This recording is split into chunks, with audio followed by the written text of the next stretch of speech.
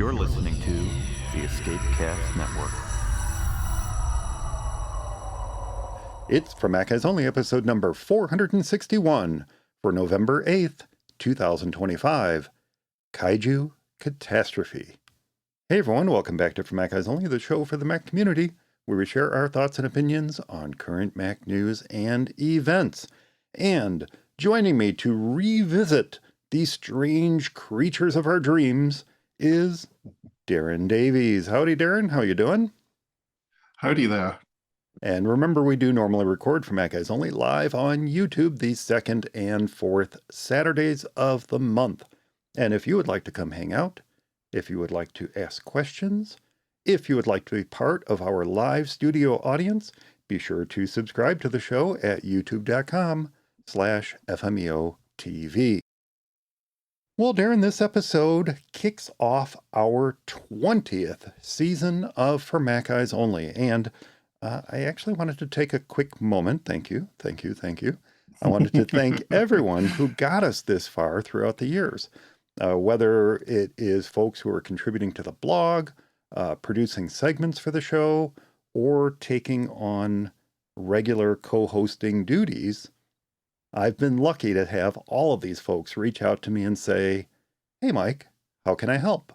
Or, in some cases, they might have said, sure, I guess I could do that. And while I feel that maybe I don't mention these people quite enough, I can't think of a better time than the kickoff for Mac Eyes Only's 20th year. Now, the problem is, I could start naming folks like Pam Arnone, Peter Upfold, Lisa M., aka Exercise Nut, you know who you are. I could name all of them for their blogging skills, or I could name folks like my longtime friend Dan Vusko. I have known Dan for over 50 years, and I could thank him for his Web Travels with Dan segments. Or, of course, all of our good friends Dave Ginsburg, Chuck Joyner, Jeff Gamet, Melissa Davies, Brian Henson, and so many others who have taken a turn at the mic during reaction time episodes, regular episodes, For Mac Eyes Only TV segments, or even outright stepping into my shoes to take on hosting duties.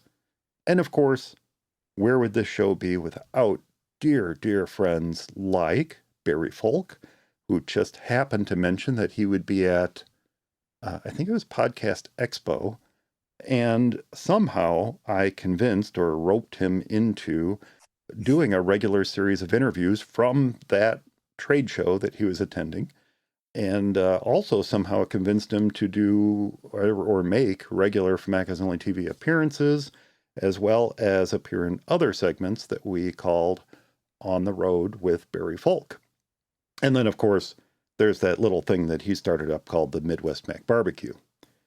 Then there's Gaz, or as I always called him, probably much to his annoyance, Gary, and his long-running News and Views from Across the Pond segment.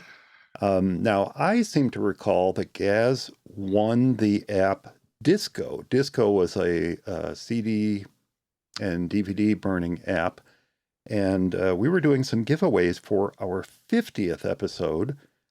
We had a drawing for these apps way back in 2007. November 2007, to be exact. Auspicious year. Yeah, which means that I have now proudly known Gaz for 19 years. And back then, he said it looked like he would have to listen forever, which are his words, not mine. Little did he know that by inviting me to an iChat, he would soon find himself roped into his own segment on the show. And that was News and Views from Across the Pond. That's how I get you, Gaz. That's how I get you. And it's exactly how I got Eric, who first reached out to me in June of 2008. And not long after, just a little over 2 years after he first reached out to me, if I remember correctly, I invited him to contribute to the show's blog. And then, like with Gaz, it didn't take long before I taunted him by waggling a mic in front of his face and got him into the co-hosting seat that he still holds to this day, 15 years later. Ha! That'll teach him to send me feedback. No, I kid. I've not only had the honor of getting to know Barry and Gaz and Dave and Eric, but also getting to meet them and their families in person, which is a much, much bigger honor and joys of friendship that I could never ask for. And big surprise, the story isn't much different for another current co-host who happens to be here today.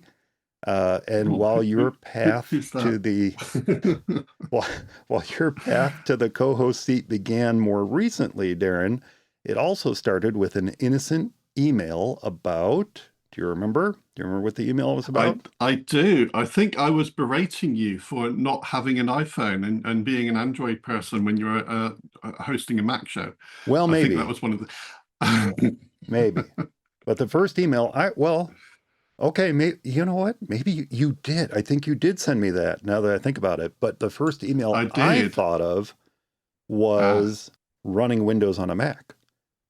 And, there's that as well, yes. Yeah, and you described your technique as the best thing since sliced bread. Well, that's what I think anyway. That was RDP. Yeah, you suggested RDP to run Windows on a Mac. You had a little PC off to the side somewhere, and you were using a remote desktop to get into it. Yep. Yeah, a little headless PC plugged into my router. There you go. That's right. And then a little over a year later, somehow I convinced you to pick up a mic and join us for a special episode that covered virtualization on a Mac. Perfect. And here you are today. The circle is now complete. The circle is now complete. And there's another round of thanks that needs to go out, and I would be more remiss than not naming any of the folks I just named. I'd be more remiss in not naming these people, and that's you, the For Mac Guys Only listening audience, whether it's folks I hear from regularly like Lisa, Brian, Nick, Andrew, our new friend Ivan, or if you happen to be someone who listens but hasn't reached out, at least not yet. Doing the show without you wouldn't be anything more than a couple of friends chatting on the phone, which, trust me, Eric and I do plenty. And then when we're done talking, we say, why didn't we record that for the show? We should have recorded that. Yeah. So having you join us each week means the world to me. And it means the world to everyone here at For Mac Guys Only. Darren, Eric, Gaz, Barry, everyone I've just mentioned. You being out there listening to us is just so very special to all of us. Absolutely. And of course, my Macstock family wouldn't exist without the show. Thank you to everyone who has helped make Macstock a success, including countless presenters, sponsors, volunteers, and Macstock's attendees. Macstock is a conference that I started because of and thanks to the For Mac Guys Only community. And I am so proud of Macstock's success and that Macstock itself will be celebrating 10 years in 2026. So I hope everyone out there listening can join us. It's going to be July 2026, and I'm going to get more information about that in the weeks to come. And then there's one more round of thanks, and that's to my family, to my wife, my daughter, and of course my dad. They may not fully understand what I do down here at my desk as I record and edit the show, but they know how much fun I have doing it. There are quite a few of you out there who have met them, so you know the support and love that I have behind me as I put out the show, and that's why I share that same support and love with my For Mac Guys Only family. So, with all that said, thank you everyone for 20 great years. And here's looking to many, many more years to come. Cool. Yep. Another 20, at least. No, not another. I don't think another 20. Maybe. I don't know. I don't know, Darren. I don't know about another 20. That would be a tough haul, but we'll see what happens. Yeah. But this episode, This is definitely a little different, Darren. This episode, as we kick off a new season, we are actually revisiting episode 457, where we rebuilt our Apple ecosystem from scratch. But we are visiting it from a little bit of a different angle. Instead of the mythical elephant in the room stomping our gear, which was our example scenario last time, what if, rising from the depths of the Pacific, Cupertino were to be visited by the mighty Elephanzilla, a creature so horrible, bringing so much disaster in its wake, that Apple's spaceship campus and all of its trappings, all of its headquarters and buildings around the world were laid waste in the wake of the strange creature's mighty horned trunk. Horrifying. Horrifying. Absolutely horrifying. And now what? What do we do? What do we do if Apple ceases to exist thanks to the mighty Elephanzilla? Well, certainly in the wake of such disaster, we may be faced with many, many more horrible decisions to make other than what equipment could possibly replace our Apple ecosystem. But what if? Well, this question, this follow-up, actually came up in a slightly different way. And it's a question that came up by way of a listener who's not happy with some of the decisions that Apple and Tim Cook both have been making as a company and where they feel it's best to spend some of their billions of dollars. And while I'm not going to get into the politics of the question, the ultimate question from the listener was, how can I be a Mac user? How can I be an Apple user, but effectively boycott the company? And I'm just gonna boil this down to a couple simple points, and then we'll get on to the mighty Elephanzilla, Darren. But in short, the simple answer is don't spend your money with Apple. Don't buy new equipment. Don't buy refurbished from Apple. It's a choice. You can choose where you spend your money. Usually, the wallet is king. Where you spend your pennies is where influence goes often. Yeah, it absolutely where influence goes. And we could certainly pick out other companies that have made the decision not to support some of the things that Apple has decided to support. We can do that. And some of the reasons behind it include the understanding that they may tick off a certain segment of their audience by showing favor one way or another. Yeah. So what do? You don't spend your money with Apple. Especially don't buy new. Don't buy refurbished from Apple. Instead, one way you can continue to be an Apple user, you can continue to be a Mac user, but not spend your money with Apple, is to buy used. Buy used from reputable resellers who sell quality refurbished gear, resellers who stand behind that gear with a warranty. Often it's a 90-day warranty, but many of them, including one I'm going to mention that I have used before myself, will even sell you extended warranties. I was going to mention that we have a company, a well-known company in the UK, which sells pre-loved equipment, including Apple stuff. But they're quite good because they you can part exchange things, so you can go there to sell things for store credit and buy new stuff, including retro gear. Very nice. Their claim to fame. So yeah, it'd be a lovely. You'd love to visit it, I'm sure. But one of the claims to fame there of this particular shop is that they offer a 5-year warranty. So for anything that you buy that is pre-loved and secondhand, because they've inspected it to a very high level, they can offer a 5-year warranty on that item you buy. So it's really good. on used Well, I equipment. should say what they're called, actually, shouldn't I? The Yeah, company is called definitely. CEX, and they're well known here. They have quite a few stores around the country. Oh, I've heard of CEX, actually. I Oh, guess I didn't excellent. realize Yes, that perfect. well, I've heard of them only because I follow a decent chunk of the UK tech Uh, scene UK because stuff. of Yeah, my yeah, there you history go. with UK tech. But I guess I didn't realize that they sold so much used and retro gear. And Yeah, then to put a 5-year warranty on I used know. gear, that's It's really good, isn't it? amazing. Yeah. So you can pop in and buy an Atari Jaguar if you want to. Um, so discontinued years and years and years ago, but it'll be brand new there in the box, sort of feel like it, refurbished and with a 5-year warranty. So you can buy your retro gear as if it's new.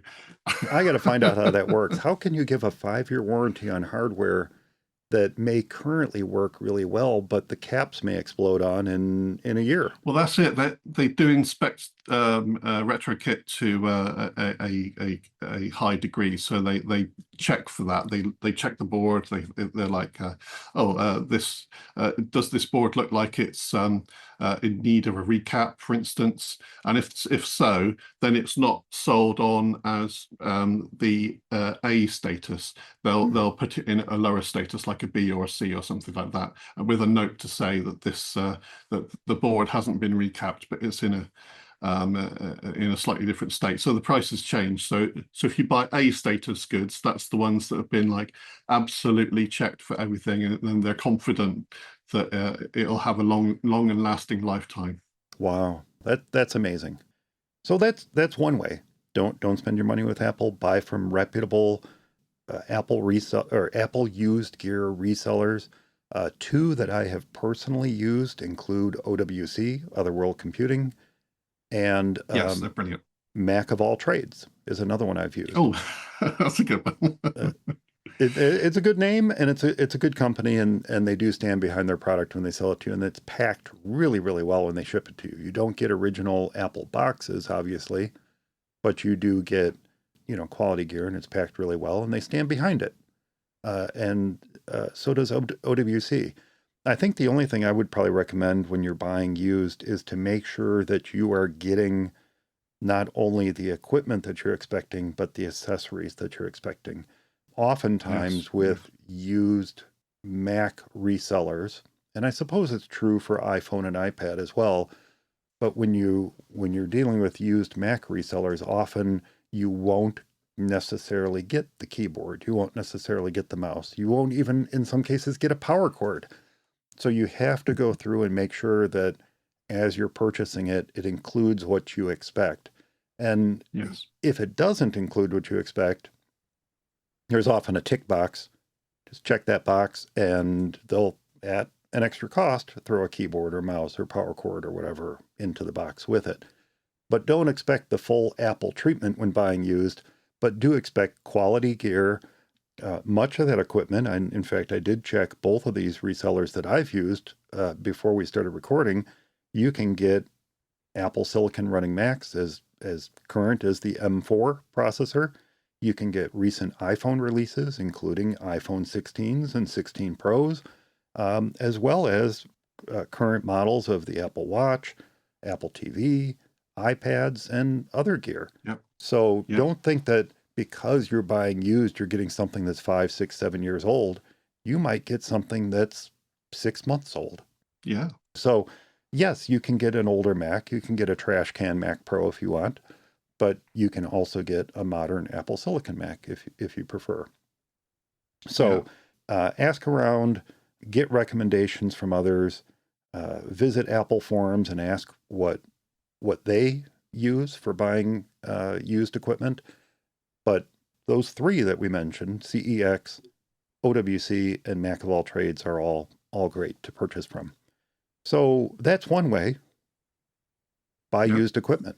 Then your money is not going to Apple. Your money is going to the reseller. But then we get into things like, discontinue your iCloud subscription. Cancel your Apple TV Plus, or Apple TV as they're calling it these days.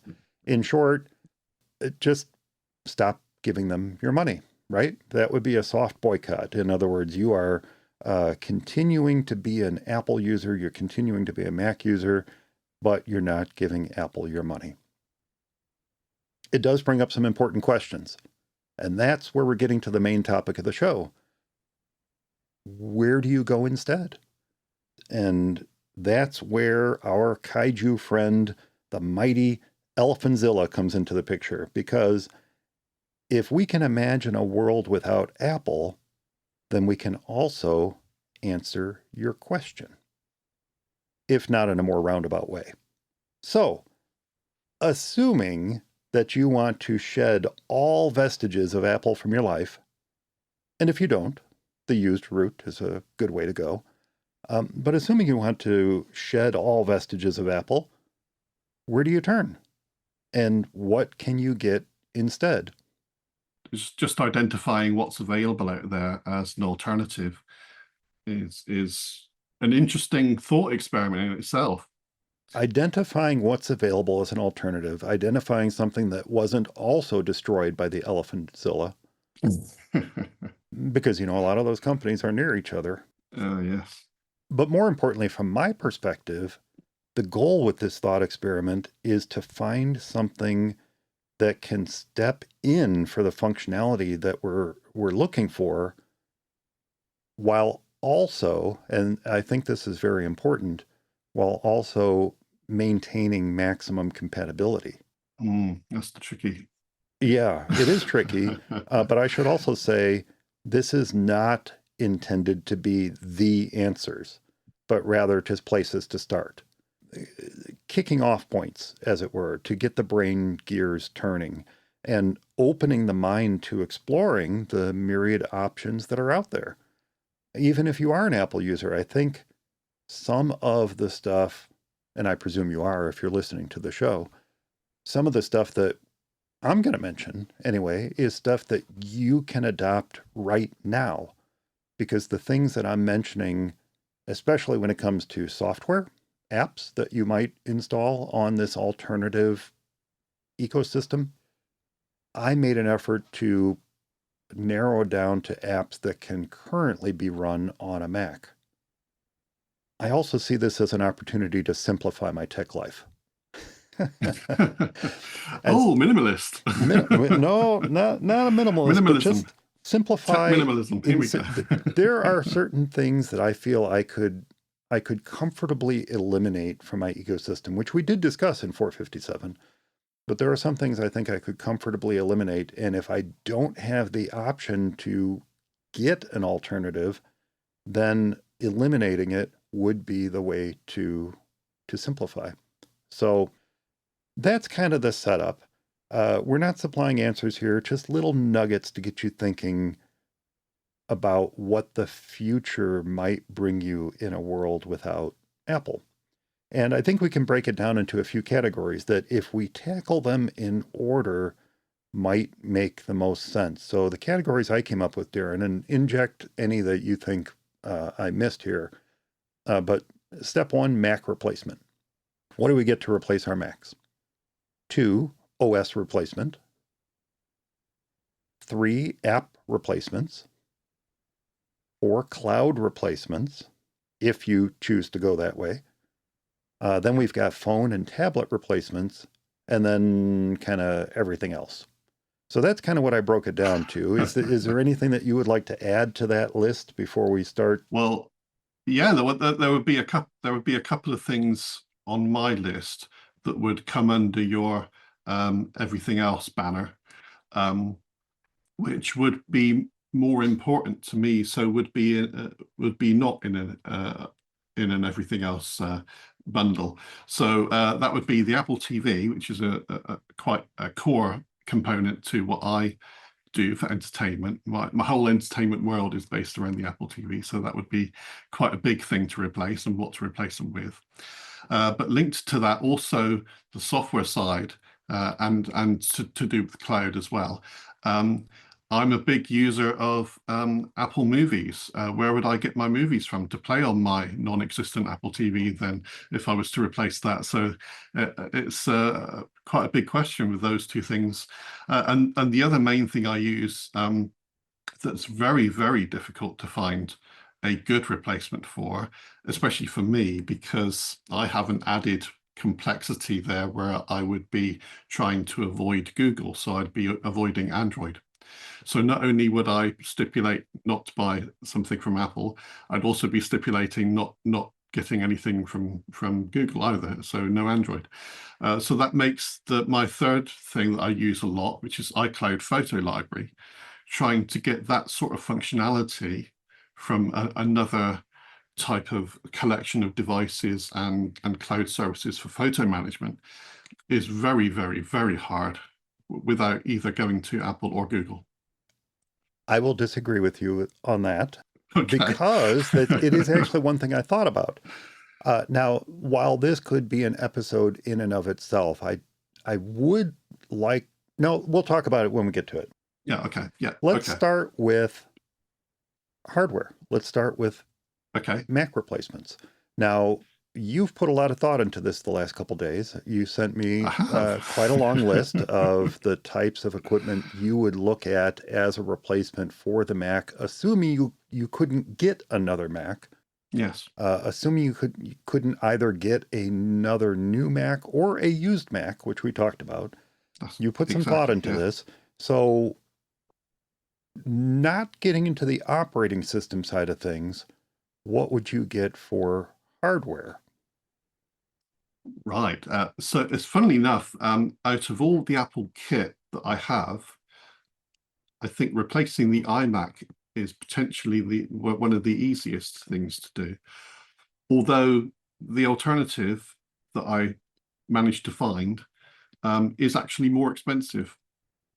And because it's unclear whether it's hardware machine learning cores and its video encoding cores, which are specialist stuff on Macs with ARM processors, the M series Macs.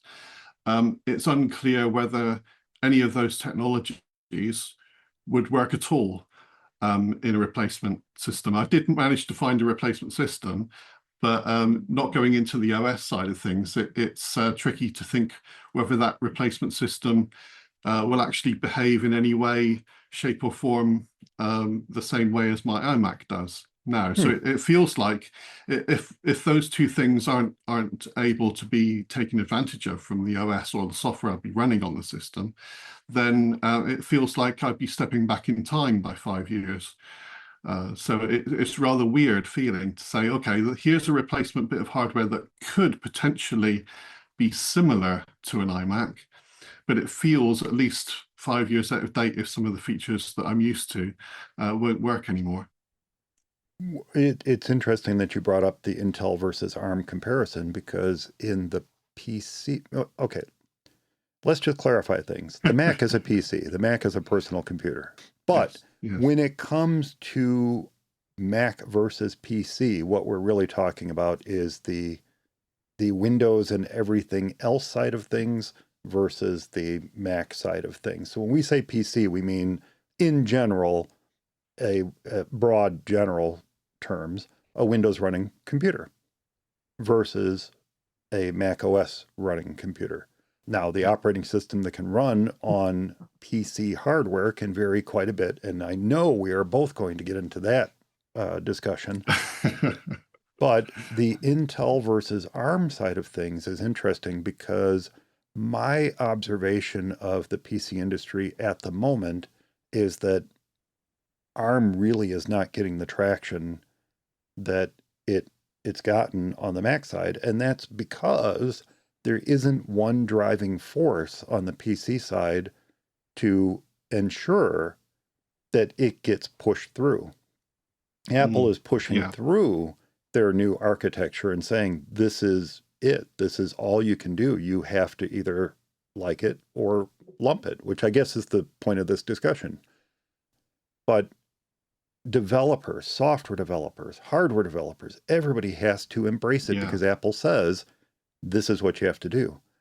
And on the PC side, the hardware manufacturers certainly understand the benefits of ARM. They understand the benefits of a unified architecture, but it's just not getting the same traction. And even if you say, hey, I'm going to run Windows for ARM, well, good luck finding all the same software that you were running on an Intel-based Windows computer. It just doesn't all exist without some sort of emulation taking place, which does exist. But if you're going to go that route and the bulk of what you are depending upon is effectively Intel software or software that requires an Intel processor, just go with an Intel processor. And I think that's kind of what's happening in the PC world. There's an understanding that this other way might be better, it might be faster in some ways, but it's just not happening. It's that the wheels just aren't catching. Yeah, I think there's so much momentum built up with the Intel's history and the 86 history in particular, that ARM is clearly the better way, and it will change going forward, and most things will be ARM based. Maybe. But the momentum is so strong with Intel that it's going to take a very, very long time for the Intel based main systems out there to transition away from that onto ARM. It's much easier for the likes of Apple to have done it, because they built in translation layers from ARM to x86 at the get-go, and every application after the developers caught on to it a few months later down the road was able to run on both hardware. So the transition was very easy. But in the other operating system worlds out there, the transition is much harder. You've got a lot of competing hardware bases, and then you've got competing operating systems which may or may support various combinations of hardware. And then where do the developers focus their efforts? So if you're a Mac developer, focusing your efforts on ARM is an easy choice, as you say, because the transition has happened. It's easy. It's there. This is the way we're doing it, and follow this method, and you're golden. But in the non-Apple world, it's a little bit of a free-for-all, and it's going to be like that for another 5 to 10 years possibly before they catch on to where Apple is now. So that's another reason for it feeling like you're going back in time when you're trying to get a complete, moving away from Apple entirely. Don't be too surprised if it feels like you're going back in time a bit. I think we agree that if you're going to look at new hardware, you're probably going to be looking at an Intel-based PC. Yes, for a desktop at least. For a desktop. You may have a few more. Talking about a Mac replacement. That's it, Mac replacement. But then Macs also cover laptops as well, so you may have a little bit more desktop leeway computer. On the laptop That's side of all things. the same thing. The laptop, box on your desk. It's a desktop computer. That's my view on this. We're not talking about tablets. We're not talking about anything. Yeah. We're talking about desktop computers. A Mac is a Mac. Well, it doesn't matter what form factor it's in. It's still a Mac. The ARM processor hasn't been adopted on desktop PCs, but has had some traction on laptop PCs. Yeah. In the form of Snapdragon. Yeah, whatever. Nobody's buying those. Nobody wants those computers. Oh dear. Nobody wants a Snapdragon running laptop. So I put more stipulation on what I was replacing things with to make my life even harder. Actually, funnily enough. So I was also avoiding Windows, which means extra problems perhaps, and I was also avoiding Google. So that cuts everything down quite substantially. So if you're avoiding Apple, you're avoiding Google, and you're avoiding Microsoft, I come up with an answer for what I would replace the iMac with. Okay. Which is the HP Omni Studio all-in-one, which is quite similar in look and feel to an iMac-ish, nearly there. but paired with Linux Mint, because that has nice virtual desktop and multi-touch gesture support, so it feels quite Mac-like. Mm-hmm. So that would be my choice, the HP Omni Studio with Linux Mint. Okay. And from my perspective, having personal experience with HP consumer grade computers, I would rather stab a pitchfork into my ear than ever purchase an HP computer. Oh, yes. So while the idea is the same, my recommendation is a little bit different. My recommendation for PC side of the aisle hardware would be actually, and it's quite nice hardware, by the way. If you're looking for something that's more equivalent to a MacBook Pro, you might look at the Dell Pro Plus line of computers, which are laptops, come in 14 and 16 inch. The 16-inch has something that a Mac laptop has never had, and that's a numeric keypad, all in the same form factor as a MacBook Pro. They're aluminum because you're getting the Pro Plus. The Pro Plus has the aluminum chassis, not that junky plastic chassis. You can get, if you want, you can get an AMD Ryzen Pro chip or an Intel Core Ultra chip in it. And the 14-inch is also available as a 2-in-1, where you fold it over and it takes on kind of a tablet-like format. So that would be a laptop. For desktops, I'm a big fan of the Pro Slim or small form factor Dell desktop computers. They're a reasonable size without being overwhelming like a tower computer is. But the small form factor computers are a nice size. They're maybe about 4 inches wide by maybe a foot, a little over a foot deep, and maybe about a foot tall. So, good size, fits on the desk, fits behind your monitor or whatever. That's the Pro Slim. But they also have a Micro. I'm not as big of a fan of the Micro. That's about a 7-inch square by maybe about an inch to inch and a half tall computer. Not as big of a fan because they tend to have limited upgradability. But if we're comparing it to something like a Mac Mini, well, you have no upgradability there either. So why not get a Pro Micro? And then for the iMac side of things, there's also the Dell Pro 24 all-in-one. Again, so you're all in on Dell. Over HP any day. Fair enough.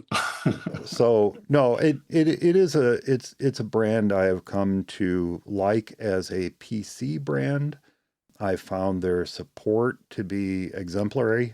Most of their desktop computers come with 3-year warranties. If you're in this Pro line of computer, you get a 3-year warranty on it out of the box, which is great.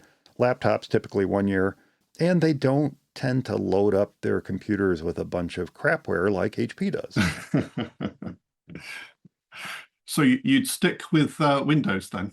No. That I'm talking just hardware. So just from the hardware side of things, I think this is a great lineup.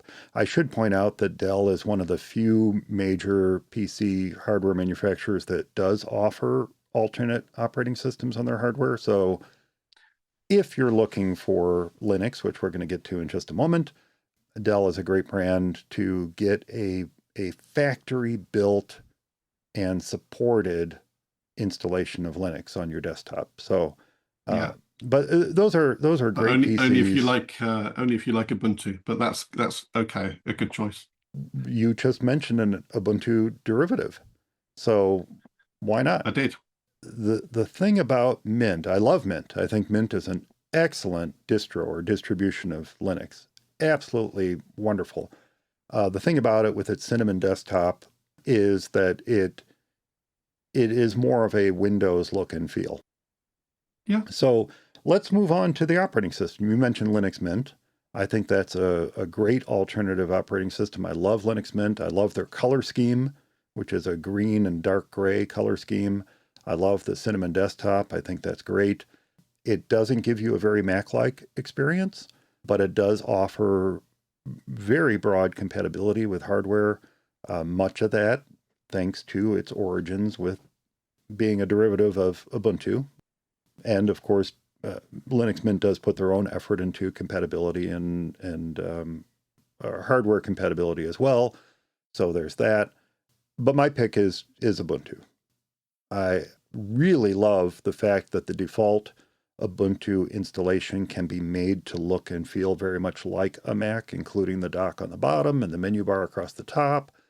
And Mint can be made to look that way too, and that's one of the joys of Linux, is that you have the ability to modify the look and feel of the operating system almost infinitely. But out of the box, Mint a little bit more Windows-like, Ubuntu a little bit more Mac-like.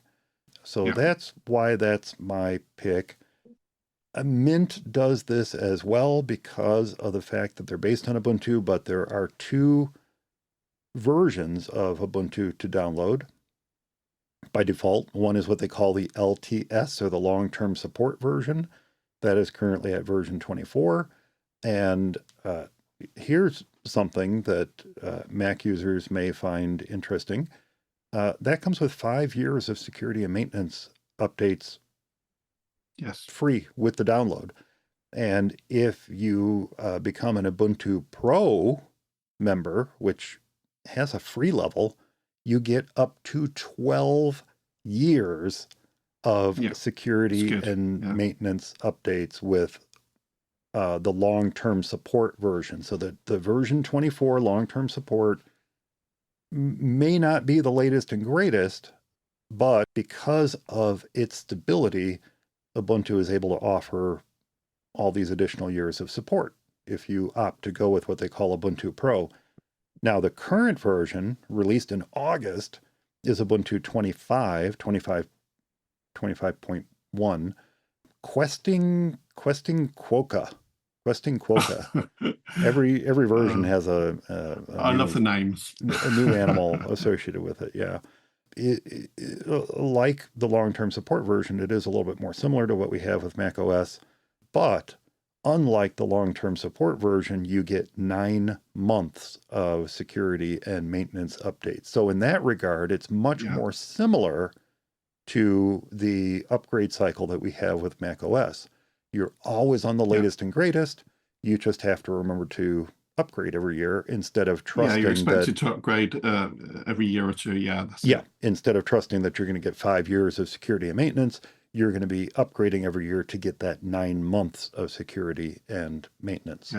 So it's a little bit more. Every time you upgrade, you get a new 9 months. Exactly. A little bit more frequent upgrade cycle, but then again, that's very familiar to Mac users in that that's what we're used to. We're upgrading every year anyway. And then one of the things I like, you mentioned Linux Mint, and I'll let you extol the virtues of that in just a moment. But there is actually a version, or a flavor, as they call it, of Ubuntu that's the cinnamon version. So you can actually download a version of Ubuntu that looks and feels very much like Linux Mint. There's a Mate version of it. Mate is another desktop in the Linux world that is a little bit more compatible with older hardware. And then one of the things I really love is there's a flavor of Ubuntu called the Ubuntu Studio. And Ubuntu Studio is for folks maybe a little bit more Mac-like in mindset, because it's kind of pre-configured for content creation. So rather than needing to go out and download all these different apps to create your content, they come built into this distro of Ubuntu, which is called Ubuntu Studio. So that's may be a good place to start if you are more creative-minded and you're not running a Mac, or, let's be honest here. If you're listening to this and you think that sounds kind of cool, build yourself an Ubuntu Studio Mac to run alongside an Ubuntu Studio PC to run alongside your Mac, and experiment with it. There's a lot to be said for experimenting with alternate operating systems and learning what else is out there. You can actually learn a fair bit about some of the free and open source software that's out there that can also run on the Mac. So for instance, I've learned quite a few Mac apps, or about some Mac apps that I didn't know existed until I found them pre-installed in a Linux distribution. That's right. I've done that. So you can find out that some apps exist out there on the interwebs for you to download on your Mac, and you can discover them just through trying a few Linux distributions to see what they have pre-installed. Guess what I'll be talking about next? Good lead in. It is a good lead in. But yeah, this Ubuntu Studio, I mean, if you're an audio engineer, musician, graphic designer, video producer, live streamer, everything you need is in this one flavor of Ubuntu. But by default, just go with your version 25, Questing Quokka, and install that on your PC hardware. And I think as a Mac user, you would find yourself very comfortable in that environment. Now, Linux Mint is, as you said, Darren, a very good choice. How would you describe Linux Mint to someone who's coming from the Mac? I would go with what you said, actually, which is that Mint in its default installation state is very close to a Windows experience. So if you're coming from Windows, say for instance, you have Windows 10 and you don't want to move to Windows 11, and there aren't many options out there for you apart from buying a new computer, then Linux Mint would be an ideal thing to install on your existing machine, and you'll feel right at home because it does feel very homely for Windows users. But having said that, it's very, very customizable, and without installing any software at all, you can pop into the settings and make it behave very Mac-like indeed, especially with support for virtual desktops, which is traditionally good in Linux, but is very customizable in Mint, which is the customization of it is nice out of the box. So that's the other good thing about Mint, is that it's got a very, very good out of the box experience without installing any little trinkets and bits and pieces to change how it works. You can just pop into settings, click a few buttons, and you can drastically change how it behaves and configure it the way you want it to. And going with that is multi-touch gestures, because one of the things we're used to on the Mac is for this all to just work. It comes with a multi-touch gesture device on every system. They're pre-configured. All the gestures are there for you to just choose and click in settings to choose which gestures do what things with virtual desktops.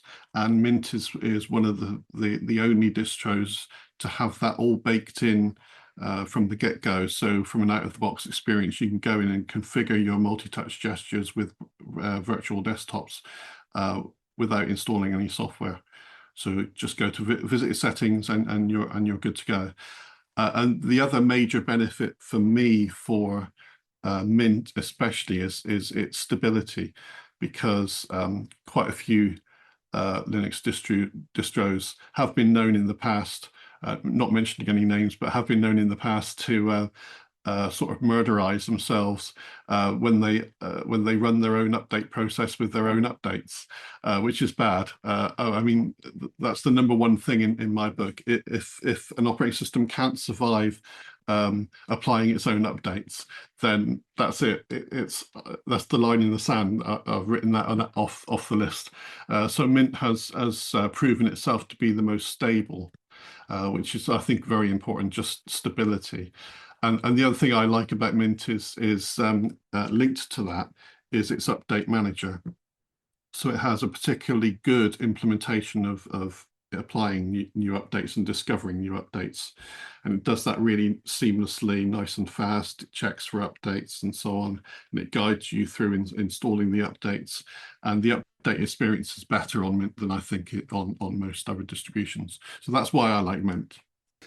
And I think you raised some very good points, and probably why we should mention what I'm about to mention is that we may be focusing on some of the more popular distros of Linux, Ubuntu, and Mint, and we shouldn't, well, we will just gloss over the fact that there are myriad distros out there that purport to mimic the look and feel of Mac OS, or purport to mimic the look and feel of Windows. I mean, sometimes right down to pixel perfect icons that look exactly as they do on the source operating systems.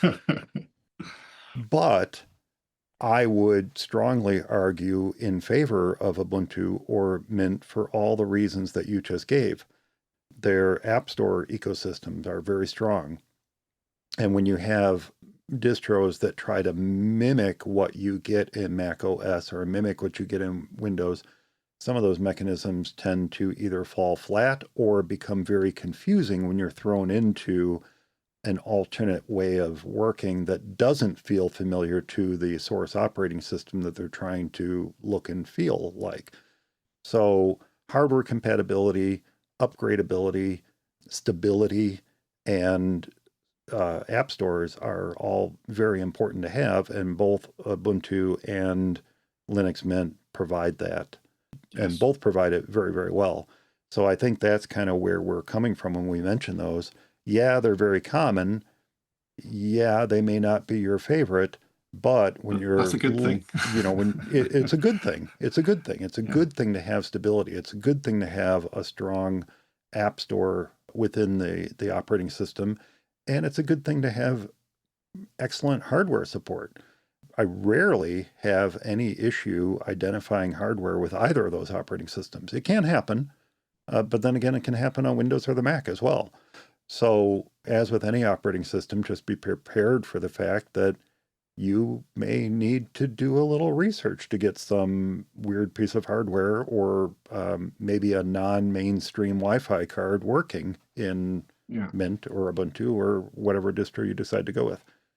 Oh, and that's another reason to go for Ubuntu or Mint and some of the mainstream distros, if you are thinking of exploring the Linux world, is community support. As you Oh, were saying, yes. that if you go online to find out why something isn't working, the answers you'll get back are likely going to work first time in either Linux Mint or Ubuntu because you've got really good community support. And in some of the lesser known distributions, you may not get any support at all. And the communities may be a bit friendlier to newcomers as well, Yeah, as it yeah. were. That's it.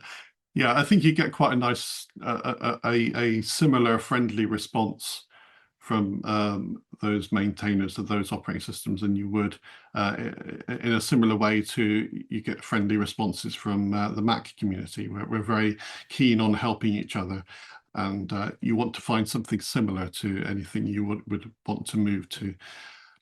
And that may also include you having, say, a second machine or a third machine. So maybe you have a household where you have a guest computer and for people to use, or a guest tablet, for instance. You may not want to pass them your latest and greatest machine that you use every day yourself. You might want to pass them something that is designed for a guest to jump onto and use. And this would be an ideal situation to have a machine set up with one of the versions of Linux, or say even a replacement tablet with a version of Linux, which is possible to find. It's a bit tricky to find, but it is possible. It is possible. And you raise a good point, too. We talked about some new hardware that you might consider in a world without Apple. But the beauty about an operating system like Linux is how lightweight and ultra compatible it can be, or can be made to be. And when it comes to things like guest computers, don't discount that 2012 iMac sitting in the corner. Yeah, That perfect. can very, very easily run Linux Mint or Ubuntu, Yes. and then upon installation, instantly be up to date, instantly be made into a computer that would be absolutely perfect for a guest computer. Someone to Yeah. just sit down, browse the web, check their email, do whatever they need to do, or even edit a video or two if they need to. It's a very powerful operating system, but with that power comes ultra compatibility. And you don't have to throw out that old iMac just because it won't run the latest Mac Mm, OS. So yeah. if Put Mint on it. for Yeah. some reason you can't or don't want to go purchase new hardware in a world without Apple, there's going to be, I hope, plenty of old hardware left over after the mighty Elephanzilla comes tromping through that you can adopt and bring up to date with something like Linux. But it doesn't matter what operating system we run if we can't run the software that we need to run to be productive. So that brings us to app replacements. And when I approach this, as I mentioned earlier, I'm looking for apps that are cross-platform and will run on a Mac right now, so that if, as you're listening to this, you say, hey, I would like to explore that app replacement, you can do so. So any of the apps that I'm going to mention are apps that you can actually go download, install on your Mac, and start playing with right away, and maybe even adopt and turn into your day-to-day app, so that in a world with Mighty Elephanzilla, you can switch over to another platform much more easily. Yeah, and keep the software that you got used to using, yeah. Keep the software that you got used to using. So where would you start? I think the basics are probably important. Browser and email. That's about as basic as you can get. What would be your pick for browser app replacement for Safari? Well, I would go with your favorite, which is Firefox. Firefox. Yeah. You will probably, well, you will find that in the vast majority of Linux distributions, if you were to explore the world of Linux, you'll find that the default installed browser is already Firefox. Yeah. So in a way, you're already set up. So in the same sort of way that you would receive a Mac and it has Safari on it, and you use that as your browser, and that is a very good choice, I would say. But I'm biased because I like Safari. But in the same way that you would receive or you would build a replacement machine, a PC, or a laptop running a Linux distribution, that comes with Firefox, and you would use that as the default out of the box, because it's there pre-installed, ready to go, ready configured. And in the same way, I think I would also do the same with email and go with Mozilla's email client as well. So you, Thunderbird. mixing both of them the same. Yeah, exactly. And as you say, you can download that now on your Mac and see how it is to use, and you may find that you prefer it, and you might want to switch to that. So if you did switch away from the Mac at some point, you could take your software with you and use Firefox and Mozilla's email. And I will say, a full disclosure, Thunderbird is my default mail client. Firefox is my default browser. I don't think there's much other choice. Well, there is choice. Okay, let's be clear. There is choice when it comes to email clients. Yeah. In my opinion, there isn't much other choice than Mozilla Thunderbird. I think that is a fantastic email client. It's a powerful email client. It's very flexible in terms of how you not only work with it, but how you would like it to look. And when you do run it on the Mac, it is very compatible with just about any email service that you might throw at it, including your Apple contacts. Your Apple contacts will appear in it just like they appear in Apple Mail. So it's a wonderful email client. I find it far better than Apple Mail, which is why I use it as my default. Or, you could even give the built-in default mail client a try if you want to. But oftentimes, as you pointed out, Darren, Thunderbird is the default mail client on many Linux distros. As far as browsers are concerned, almost every single one of the browsers that we've mentioned here on the show in the past as being some of the best in terms of privacy and security, like Firefox, are also available on Linux. So that would be things like Brave and LibreWolf and Chrome. Although I think, can you get Chrome or only Chromium on Linux? I can't. You can get remember. Both. I think you can get both. You usually find that Chromium is available in the app stores of Linux distributions, but Chrome isn't. So you would then go to the website of Chrome to download the Linux version of Chrome, because it's not defaulted in the app store. But both are available. It's not something I normally install on a Linux distro, so that's why I wanted to ask. No. And Edge. I believe there's a version of Edge for Linux as well. You can install Edge, and also install Edge on the Mac if you want to, yes. But if you're going to install Edge, you might as well install Chromium and... yeah. LibreWolf is Firefox-based, and Brave is... I don't know. Brave is also Chromium, I think. But yeah, Oh, there's Firefox. one other point I was going to mention on your choices of, or both of our choices of web browser and email, Yeah. is as Mac users, we're very used to very easily configuring this and going into settings and going to the online account section and filling in the login details for your provider and so on, and it just working in all of your pre-installed software.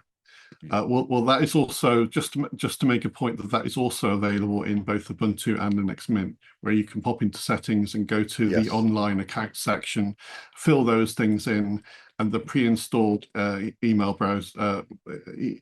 software and browser will pick up your online configurations from there, and work in a quite similar way to how the Mac does things. I don't know who did it first. Yeah, that's the beauty about the Mac and Linux and Windows, is that all of these operating system Windows developers. doesn't do that. I was just very meanly saying that Windows doesn't do that. If you go into configurations on Windows, you can't just set up your online accounts and have No, them you all work can't. with a... No, you can't. But my point was going to be that all of these operating system developers do tend to feed off of each other. So as good yes, ideas get brought into different operating systems, like virtual desktops. The very first place I encountered virtual desktops was on Linux.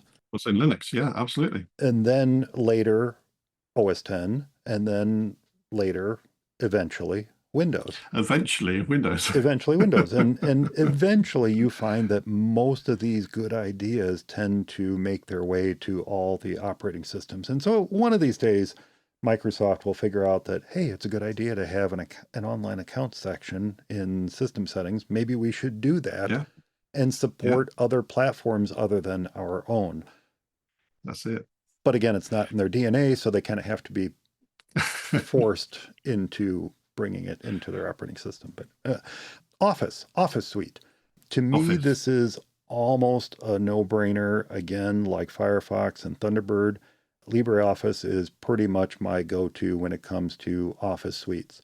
Not only on Linux, but it's a fantastic Office suite on the Mac.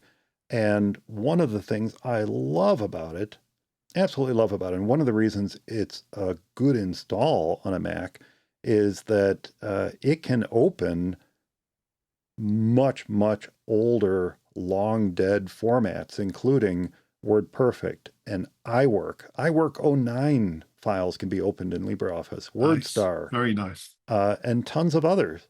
It has very broad compatibility with older document formats. So if you have a lot of old documents sitting around and you haven't figured out how to get them open, download the free LibreOffice suite. Give LibreOffice a try. Yeah. There will be a link to it in the show notes, and give it a try. And in terms of installing it, and it is often installed by default on Linux as well. Yes, it but is. One important thing to note, and I tested this just to make sure I wasn't misremembering. One important thing to note is that LibreOffice can open current editions of Pages and Numbers documents. And like any time you're opening one format in another app, there may be some formatting issues depending on the document, but pretty much every document that I opened perfectly in LibreOffice. Pages and Numbers both. I'll admit I did not try Keynote, but one interesting thing about LibreOffice is that it will open PDFs as well. So it's a very flexible, very compatible Office suite. It has its own open document format, but then it can also open and save the, quote, standard, non-standard, non-open Microsoft Popular formats as well. The Doc and XLS or DocX and XLSX and. You can actually configure LibreOffice to always save in those formats, which is quite handy because it's especially useful. It's even quite useful for us as Mac users as well.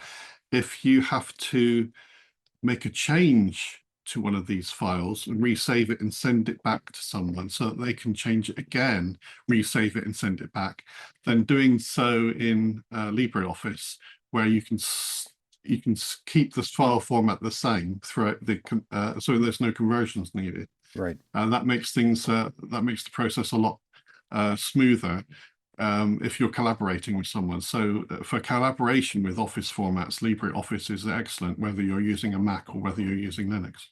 Out of the virtual box, as it were, LibreOffice works very much like Pages and Numbers in Keynote in that it defaults to the open document format.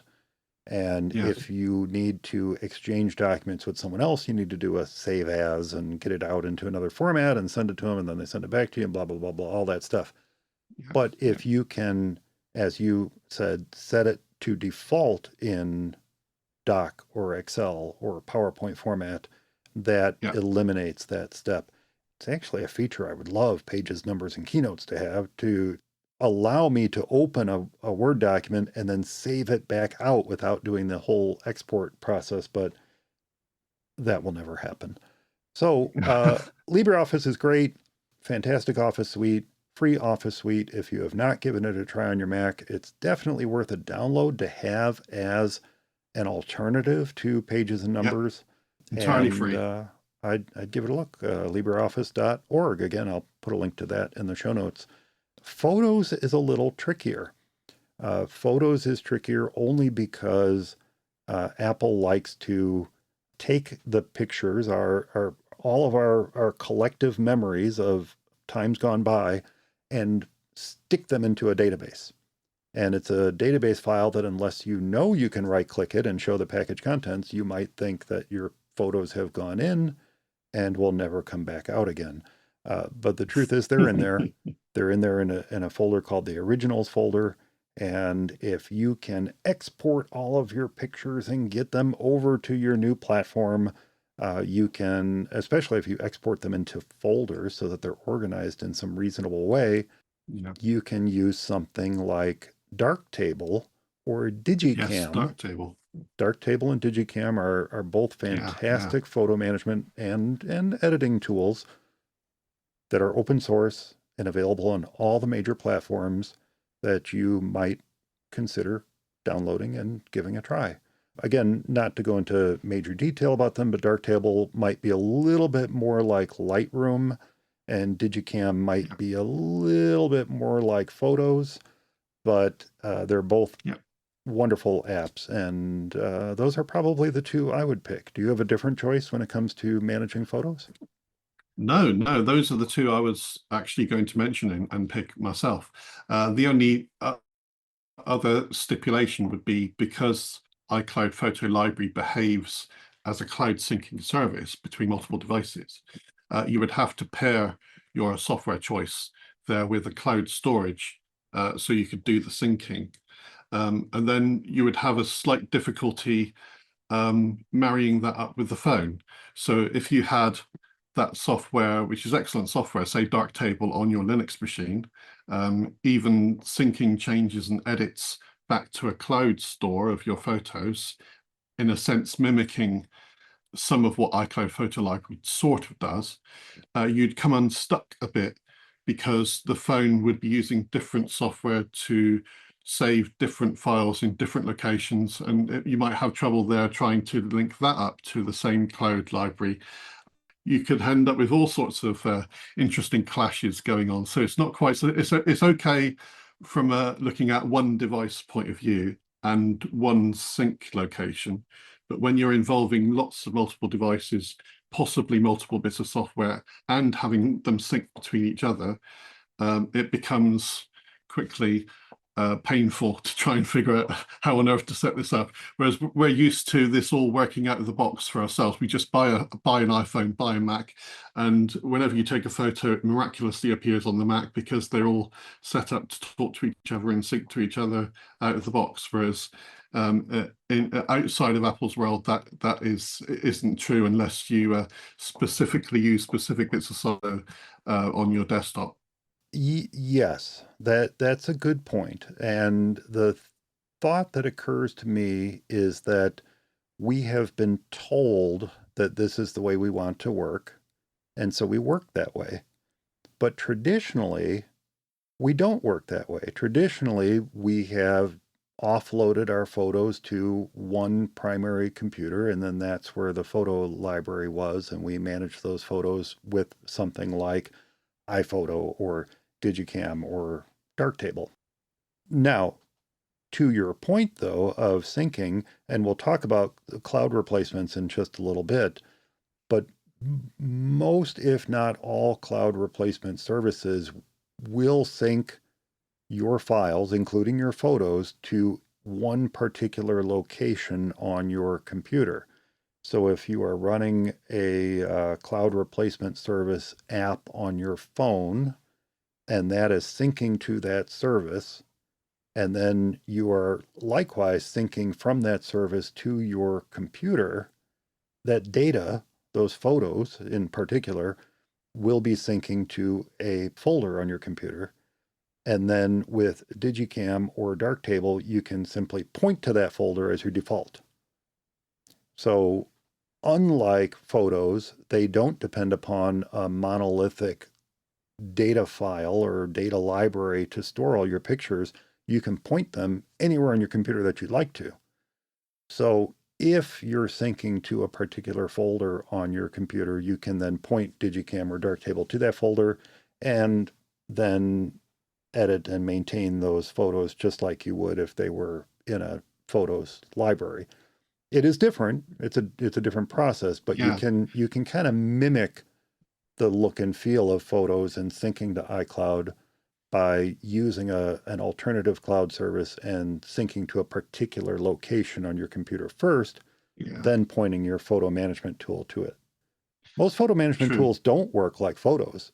Most of them that I've played with want to be pointed somewhere. They want to be pointed to a folder on your computer, and then you just say, this is where my pictures are, and they're like, okay, cool. However, we are used to, as Mac users, we are used to working. So say, for instance, you take a photo on your phone, that syncs to the cloud, and then you edit it on your Mac, and you make a change. Then you can revert that change on the phone, not on the Mac that you made that change on. Whereas if you try to do revert revisions using different software and the same cloud source, then it will quickly fall apart and your revisions won't be there. Well, it depends on the Whereas we're used to the revisions being there on the Mac. And we'll mention the cloud services in just a moment, but Dropbox offers revisions. So no, I don't mean file revisions. I mean revisions within the photo itself. So like the number of changes and edits you've made within that photo. Yeah, that's where the database structure of photos comes in useful, because you've got that those list of edits within the photo itself that you could you can step back on, whereas you can't do that on any other system. But that's where apps like Darktable come in, because like Lightroom, they don't modify the originals. They instead take the modifications that you're making to the photo and store them in a little text file that gets saved alongside the photo, so that when you open that picture, it looks at that text file and says, oh, okay, these are the modifications I need to apply. And it applies those modifications on the fly, as it were, as you're opening up that picture. So you can effectively revert. But yes, if you open that picture, though, on a machine that isn't running Darktable, then it doesn't apply those doesn't recognize changes. It. No, you're right. Exactly, yeah. So you don't get those revisions in order that you've changed. Whereas with Apple system, on all their devices, they do know about all those revisions to the photos, and they can revert each other's changes from any device at any stage. You know, just to be devil's advocate here, I appreciate all of that. I think that's cool that you can do that across devices. And I would wager that there's a way to do it in alternate ecosystems. But in the scenario that you've presented, how many people actually do that? How important is that functionality? Well, I do, but I know you make a do, good point. and I do to a certain extent. Indeed, yes. But to me, the ability to edit photos on my phone is moot. I don't ever do it. I don't ever edit photos on my phone. I do edit them on the Mac, and I appreciate that those edits make it back to my phone. But if they didn't, would I care?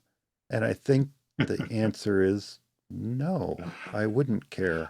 Interesting.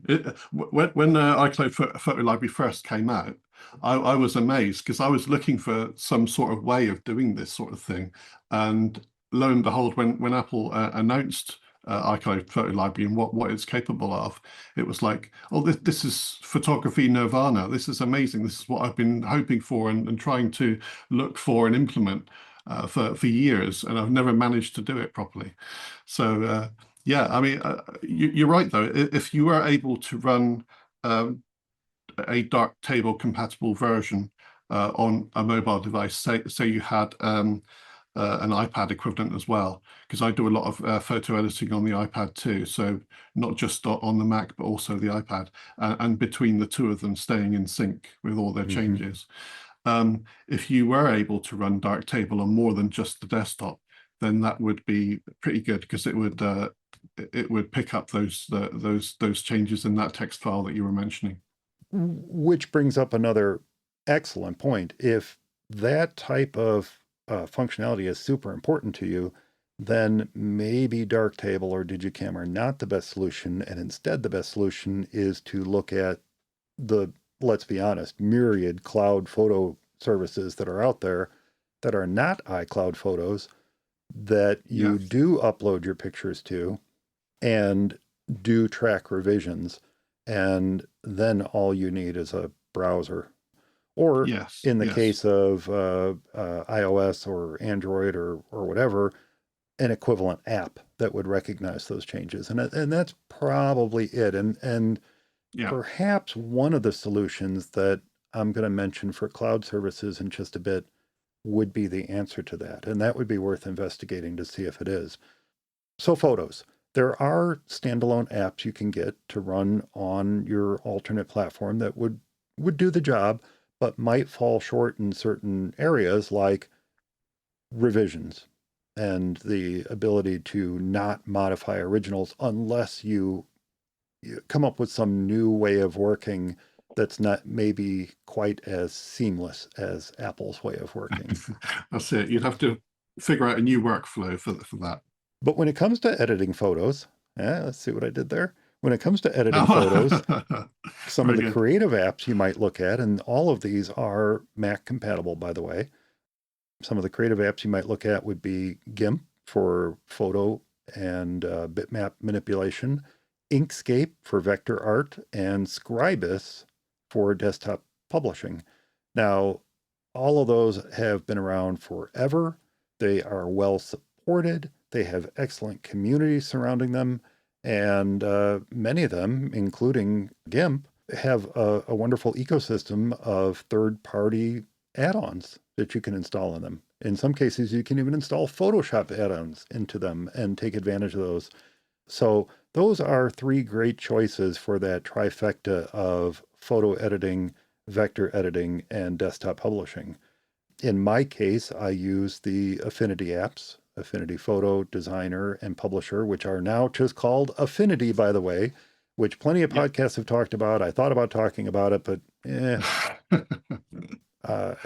let's just put it this way. The free package of Affinity apps that you can download right now is fantastic, pretty stable.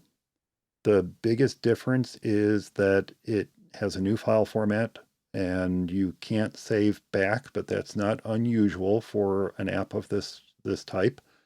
And probably my biggest problem with it is that because Affinity is now owned by Canva, it requires a Canva account to, quote, activate the software.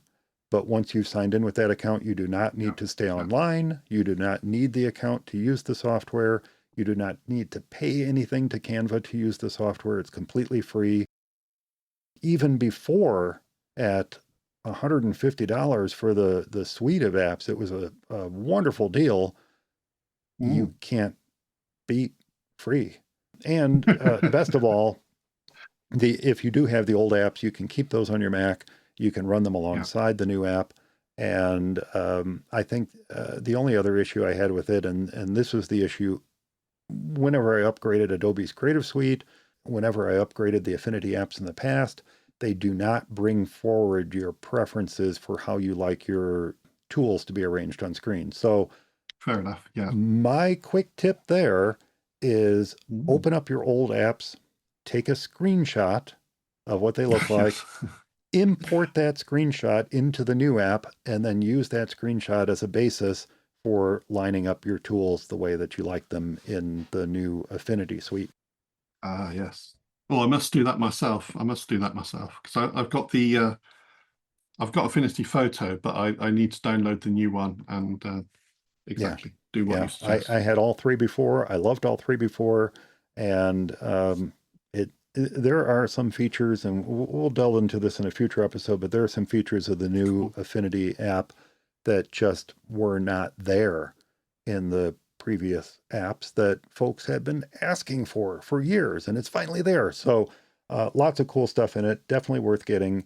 And yeah, I would say get it. So in the world of Linux, however, Affinity has been very, very clear, no matter how many times they've been asked. In fact, they were asked during the live stream when they introduced the Affinity suite, Oh no, when will the I know Linux what's version coming. come out? And they said there are no plans for a Linux edition. So Indeed. if you are switching to another platform and that platform is not Windows, and GIMP and Inkscape and Scribus don't do it for you, you can't be looking at Affinity for answers, because at the moment they have Unfortunately. sworn there will not be a version of it. So there you go. Another great app, by the way, for painting, raster or bitmap type painting, Yeah, is yeah, yeah. Krita, Krita. Critter, That's yeah. another fantastic open source app for that.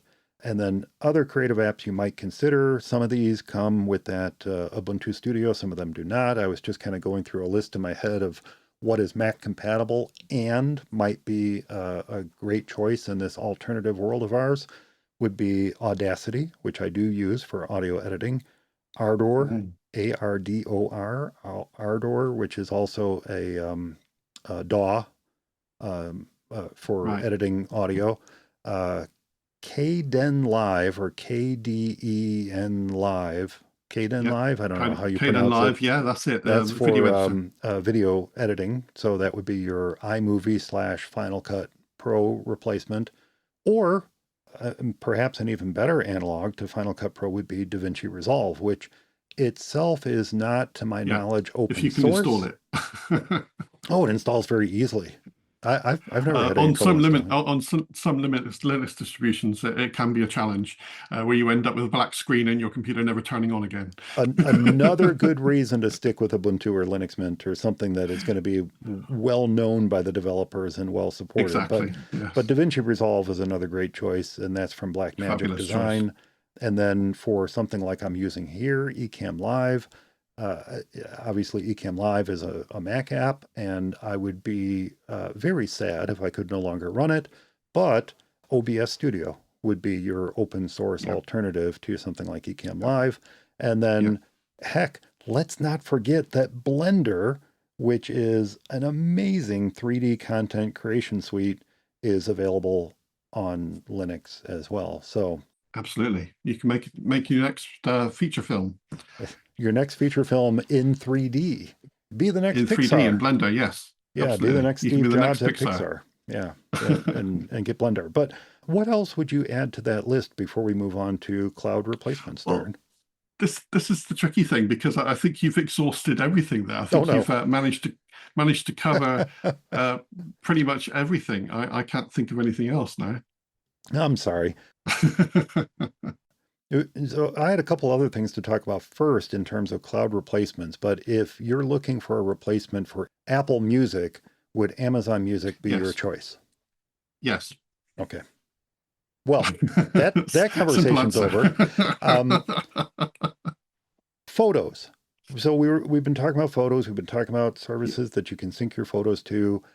There are so many apps that will very happily sync your photos from your iPhone to their cloud service, including Dropbox, Flickr, Amazon Photos, Google Photos. All of those will sync to it. When I mentioned those just now, I think the key, as I mentioned at the start of this conversation, was that I would be looking for the broadest compatibility. In other words, something I know will work from a phone and will work from my device, whatever that device happens to be. Yes. And I think those are all fantastic choices. Are there any other cloud photo services that you might mention as being good alternatives that you've used? Not really. The only thing I would probably mention is uh, my provider for email and calendaring and so on is Microsoft, which I like. I currently don't pay anything to them, but that one of the interesting things I've been looking into recently is to simplify and replace my file storage system. As you know, I've had some woes with my NAS and various other hard disk failures and things, and I finally had enough with that. So I'm looking at thinking, well, I already use Microsoft services, and they, for a very small and reasonable fee, is quite excellent actually. You can pay yearly to upgrade my Microsoft service that I currently use for nothing, and include a nice generous amount of cloud storage, and also make use of some of the other things that Microsoft lets you do if you do store your info in their cloud service, which is enhanced media sharing and media controls. There's some very, very nice media control sharing side of things. Right. So if you share an album of photos with someone, they get an extremely nicely formatted web link, which allows them to view said photos and interact with the things that you've shared entirely on the web. It's very, very, very nicely presented. It's one of the better ways of sharing photos and so on. So I have used their photo sharing. So Microsoft is perhaps another option to store your photos, as at least a location to sync them to.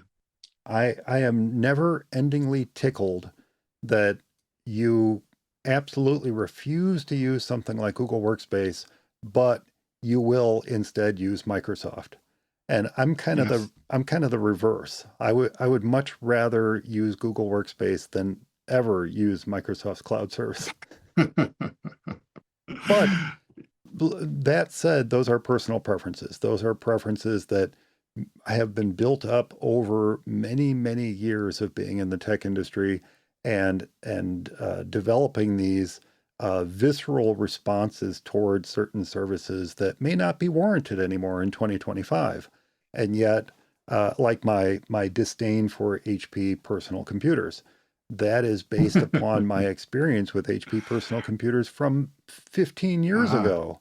Over 15 years ago. You would probably like my my choice of laptop. So when I was looking at what the replacement for my iMac would be, and then also looking at what the replacement for my iPad would be, I also thought, well, perhaps you could replace both of them with a particular laptop and then just dock that laptop in desktop mode or mobile mode. And my choice of laptop wasn't Dell, and it wasn't HP actually. It was actually Framework. But this was a very particular one because I was very interested in the Framework ARM-based laptops, which then brings us down the road of the more complexities in the choices of operating system as well, and just to choose a version of Linux to run on ARM. So there you go. There's another thing to think about. Well, and interestingly, I wasn't really considering cloud email and calendaring services when I thought about this, because if you are using a cloud service for your contacts and calendars and stuff, it may be iCloud. And I guess I should have thought of it. Indeed, yeah. So if those elephants went through the data centers, then they did. You've no longer indeed. In my case, it's not iCloud. It never has been iCloud. And no, same here. I've always used alternative services. So that's why that idea didn't come to me. But it's a very good point. And I think we can run down the list quite quickly here, that if you're looking for an alternative service, there are the free ones. There is Outlook.com. There is Gmail. There are other free services. And if you have a website, your hosting provider may also provide similar services that you just may not be aware of because you never had a need to use them. But if you do have a domain and you want to associate your email with that domain and you want to have your contacts and calendars and other things associated with that account, some of the services you might look at do include Darren's much loved Google Workspace. You've got Microsoft Office 365 or Microsoft 365, whatever they're calling it these days. You've got Zoho, which is another cloud Zoho Desktop. They're good. Yeah, service good provider. You've got Proton. Proton. Oh, yeah, there we go. Another, that's another fantastic service. So there are literally tons of services that can do that for you. And because they're all cloud-based, the platform from which you access them doesn't matter so much. So if we're not accessing it from a Mac because of Mighty Elephanzilla, then these services will continue to work as they worked before. Yeah. However, you're unaffected. If you're on iCloud, you will be affected, in which case iCloud for most users, not all users, but most users is a free service.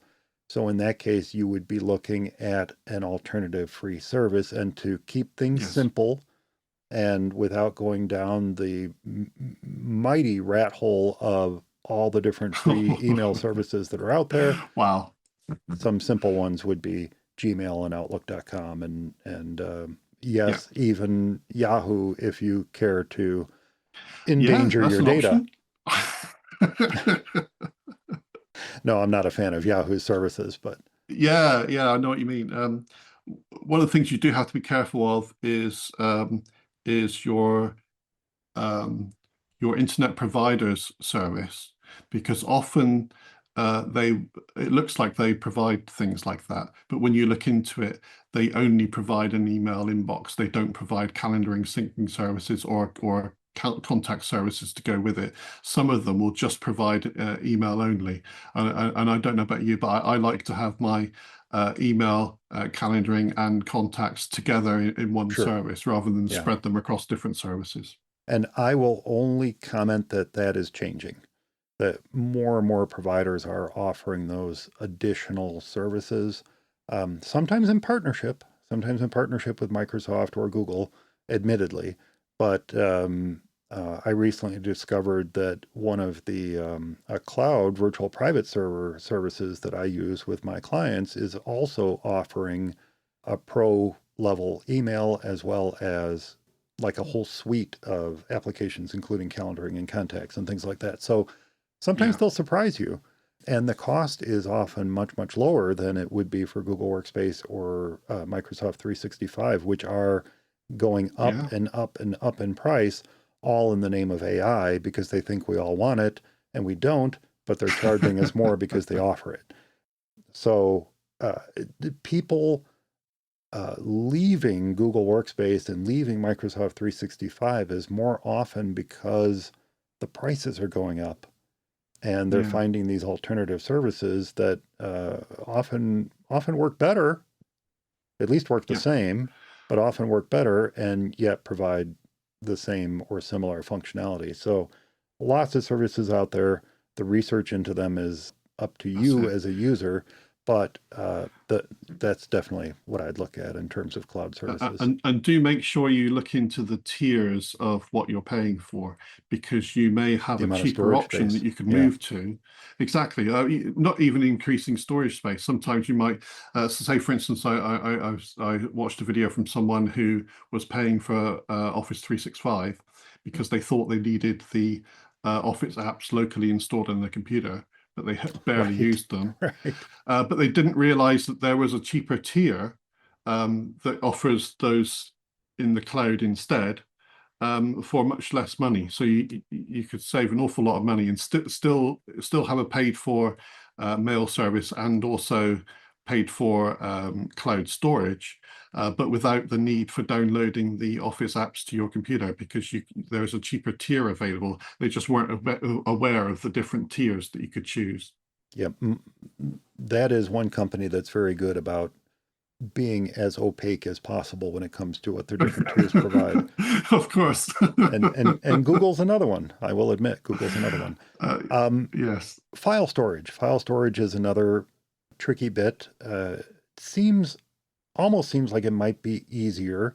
The services that came to my mind, of course, are Dropbox and Box. Box is a service that's been around a long time. They used to be called Box.net. Yeah, Now they're just called yeah, Box. yeah. In fact, I referenced Box a few times early on. This is interesting. Early on, I produced a number of quick tip sheets for Mac Guys Only, and we talked about replacing Mobile Me with alternative services. Oh, And okay. Box was one of the services, or Box.net was one of the services that I mentioned, and how to sync your calendars and contacts by way of Box. So Oh, that would be another service. And then Google Drive. You might also consider services like Spider Oak. C File is another one I have heard of. None of these are recommendations, yeah, by the way. SyncThing, and then yeah. speaking of Microsoft, OneDrive. OneDrive is another cloud service that you might consider if you're looking for an alternative to iCloud. What about rolling your own? Have you rolled your own cloud file Oh, service, uh, Darren, like uh, Nextcloud or n- OwnCloud? Both of them are fantastic choices. no, I haven't. They look interesting, although I'm going away from the idea of managing my own hardware suite to do all of this and my own drives, setups, so on. So I'm more inclined nowadays to think I want to move away from um, my own physical storage and go all in on the cloud. And like you said earlier, that one of the choices there I've picked up on because I already use Microsoft services for my email provider as my email provider. They've got quite a nice tier that I looked into, and I think that's what I'm going to go for. They charge yearly as well, so that you often get a saving if you pay yearly. And for a rather modest £20 per year, 20 Great British pounds, they will offer you 100 gig of cloud storage, and that's plenty for me to start me off with. I can always increase that later if I find the need, but that means effectively that's £1.66 per month. Mm. I'll be paying from OneDrive to handle all of my cloud file storage, and that also means it's very easy for me to integrate that not only within my Apple ecosystem with all my devices, especially the Mac, but also with Windows machines and Linux machines as well, because OneDrive is available anywhere and everywhere. And they also have a rather nice web-based cloud management system for your files. So you've got a nice file manager within a web browser. So they've got a nice option there as well. So you're pretty much covered for anything you would want to use. And I think it's a rather nice a good introductory price will only cost me 20 Great British pounds to get in on the ladder there. So that's what I'm interested in going for. Yeah. OneDrive, by the way, I should also mention, since you're talking about the £1.66 per month, if you subscribe, and I believe you have to subscribe to this tier to get this, but if you subscribe to the Microsoft 365 tier that includes the desktop apps, you get 1 terabyte. I think it's a Indeed, full yes, you get a terabyte of terabyte OneDrive of storage. exactly, yes, as Yeah. part. So if it makes sense for you to also want to have the full Office suite downloaded on your system and to make use of everything that Microsoft Office has to offer, then essentially you get a free terabyte of cloud storage that comes with that. It's no extra. So yes, that's an excellent deal. Just remember those apps don't work on Linux. The the the Yes, although you can use the web versions of Office are quite good. the Nextcloud, OwnCloud, roll your own suggestion that I asked you about. Keep in mind Yes. too, you don't need to maintain your own hardware for that. There are a lot of cloud hosting services that will host your Oh, Nextcloud fair or enough. Okay, I OwnCloud didn't know that, so service. that's So you quite a can good you can option. roll your own, but foist the maintenance of the hardware off upon someone else. That sounds good. But I did want to recommend something that you just now very clearly said you are getting away from, and that is something like a Synology NAS. Yes. There are a couple models, and one of the reasons I feel comfortable mentioning them again is because there was a lot of brouhaha last year, or earlier this year, I think it was earlier this year, where Synology released a new line of NASs that would only work with their own hard drives. Yes. And a lot of people were quite upset by that, as you Quite can upset imagine. about that, yes, Because indeed. basically their hard drives are just rebranded name brand hard drives. I can't remember if they're Toshiba or maybe they're Seagate, I think, or Seagate. something like that. Maybe they're Yeah, Seagate. I'm not something like sure. that. Yeah. It Just doesn't really rebrand, you matter. stick your sticker on it. All they did was stick their sticker on it. They were requiring you to purchase their own rebranded hardware. And if it wasn't in there, Yes. well, good luck getting it all to work. Well, they Not released a fun. firmware update just a month or so ago that said, guess what? We changed our mind because people weren't buying our NASs anymore. So, Funny that. so now I feel comfortable mentioning them. And I would mention Synology over another darling of the Yes. home NAS world right now, which is Ugreen. Oh, okay. I mentioned Synology over Ugreen only because Ugreen lacks one very specific piece of functionality that Synology does very, very well, and that is mimic the functionality of Dropbox.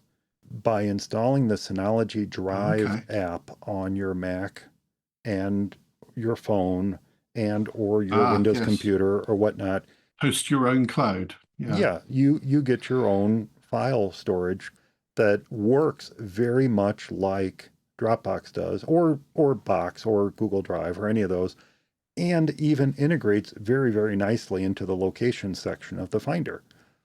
I like that, and Ugreen does not offer anything like that at all, which is a bit of a bummer. Big advantage, yeah. But everything else that would make someone say, yeah, I think I'm going to think about this Synology NAS or Ugreen NAS idea, or whatever, QNAP NAS or whatever.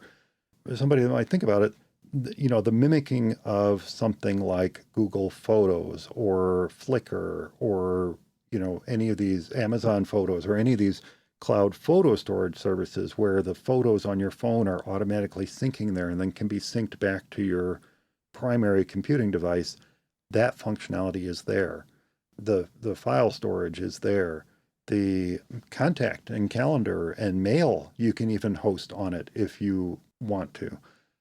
You can host a Nextcloud or an OwnCloud on it. You can host virtual machines on it. There's all kinds of stuff you can do with it to completely eliminate these third-party service charges from your life. And as the cost of Dropbox goes up and up and up, I mean, we're at $119 a year now is what I'm paying for it.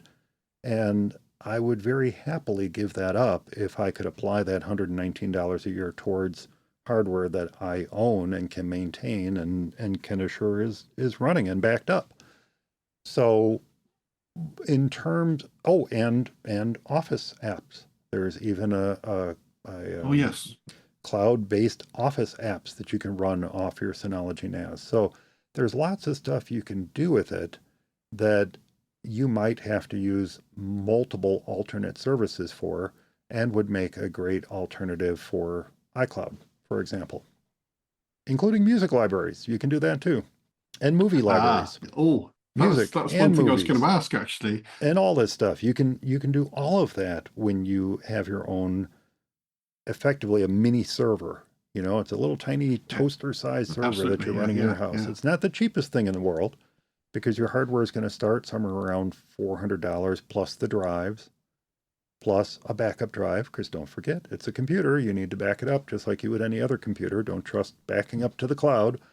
And it would be a nice drop-in replacement for some of these other cloud services that we are talking about. So if you were to move to something like that now, while you're on a Mac, before the mighty Elephanzilla comes in and destroys the entire world of Apple and we can no longer be Apple users, moving to it now would help prepare you for that horrible, horrible future.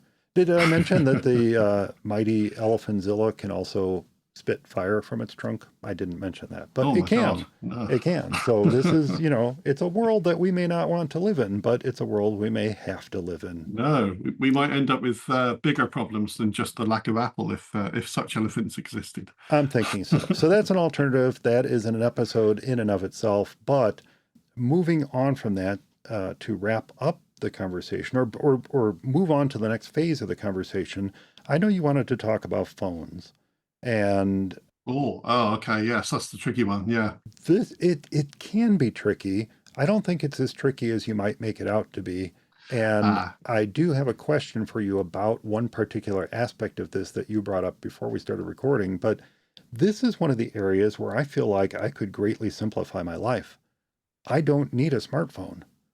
I mean, I spend more time noodling around doing nothing, doom scrolling on my phone through all the horrible news that's going on in the world every day. If I could eliminate that from my life, I think I would be a much happier person. So my first thought was, I sure would love a classic flip phone, a clamshell, something that I can take calls on, I can send and receive text from, maybe take a horrible picture from time to time. And I think I'd be happy. And it turns out that LG and Nokia still make flip phones, clamshells. I was amazed. You can still get them. I don't believe that they're 5G compatible, but then I don't think they need to be. If they're not smart, then you don't need it. It doesn't need it. So you can still get a clamshell phone if you want. And if you want something a little bit more modern, there's the new up-to-date Motorola Razr. The Razr, by the way, was one of my favorite flip phones. I loved the Razr. I thought that was a great phone. But now we're in the world of smartphones, and I just feel like I don't need it. Need one. Interesting. Okay. In some ways, it's become important when it comes to things like security, and we have our authenticator apps and stuff like that. And if we don't have those apps at our fingertips anymore, we need to make other adjustments for how we deal with those types of issues. But in terms of just simplifying my life, I think I would be happier without a smartphone. But I know you had some specific ideas here. What would you do? Well, I'd be a bit lost without a smartphone. Because I do all my banking on a smartphone often, and I would, so that's vital. Having Face ID be so secure and able to log me into things that only I can see because I'm looking at the phone, that's also a vital thing that you can't get in many places. So not only the banking, but also just paying for things. It's become my new wallet, not only for buying things on credit or your debit account if you've got any money in your debit account, but just doing the banking, transferring things and stuff. Even so far as if someone was to send me some very old-fashioned form of payment, say for instance they sent me a check.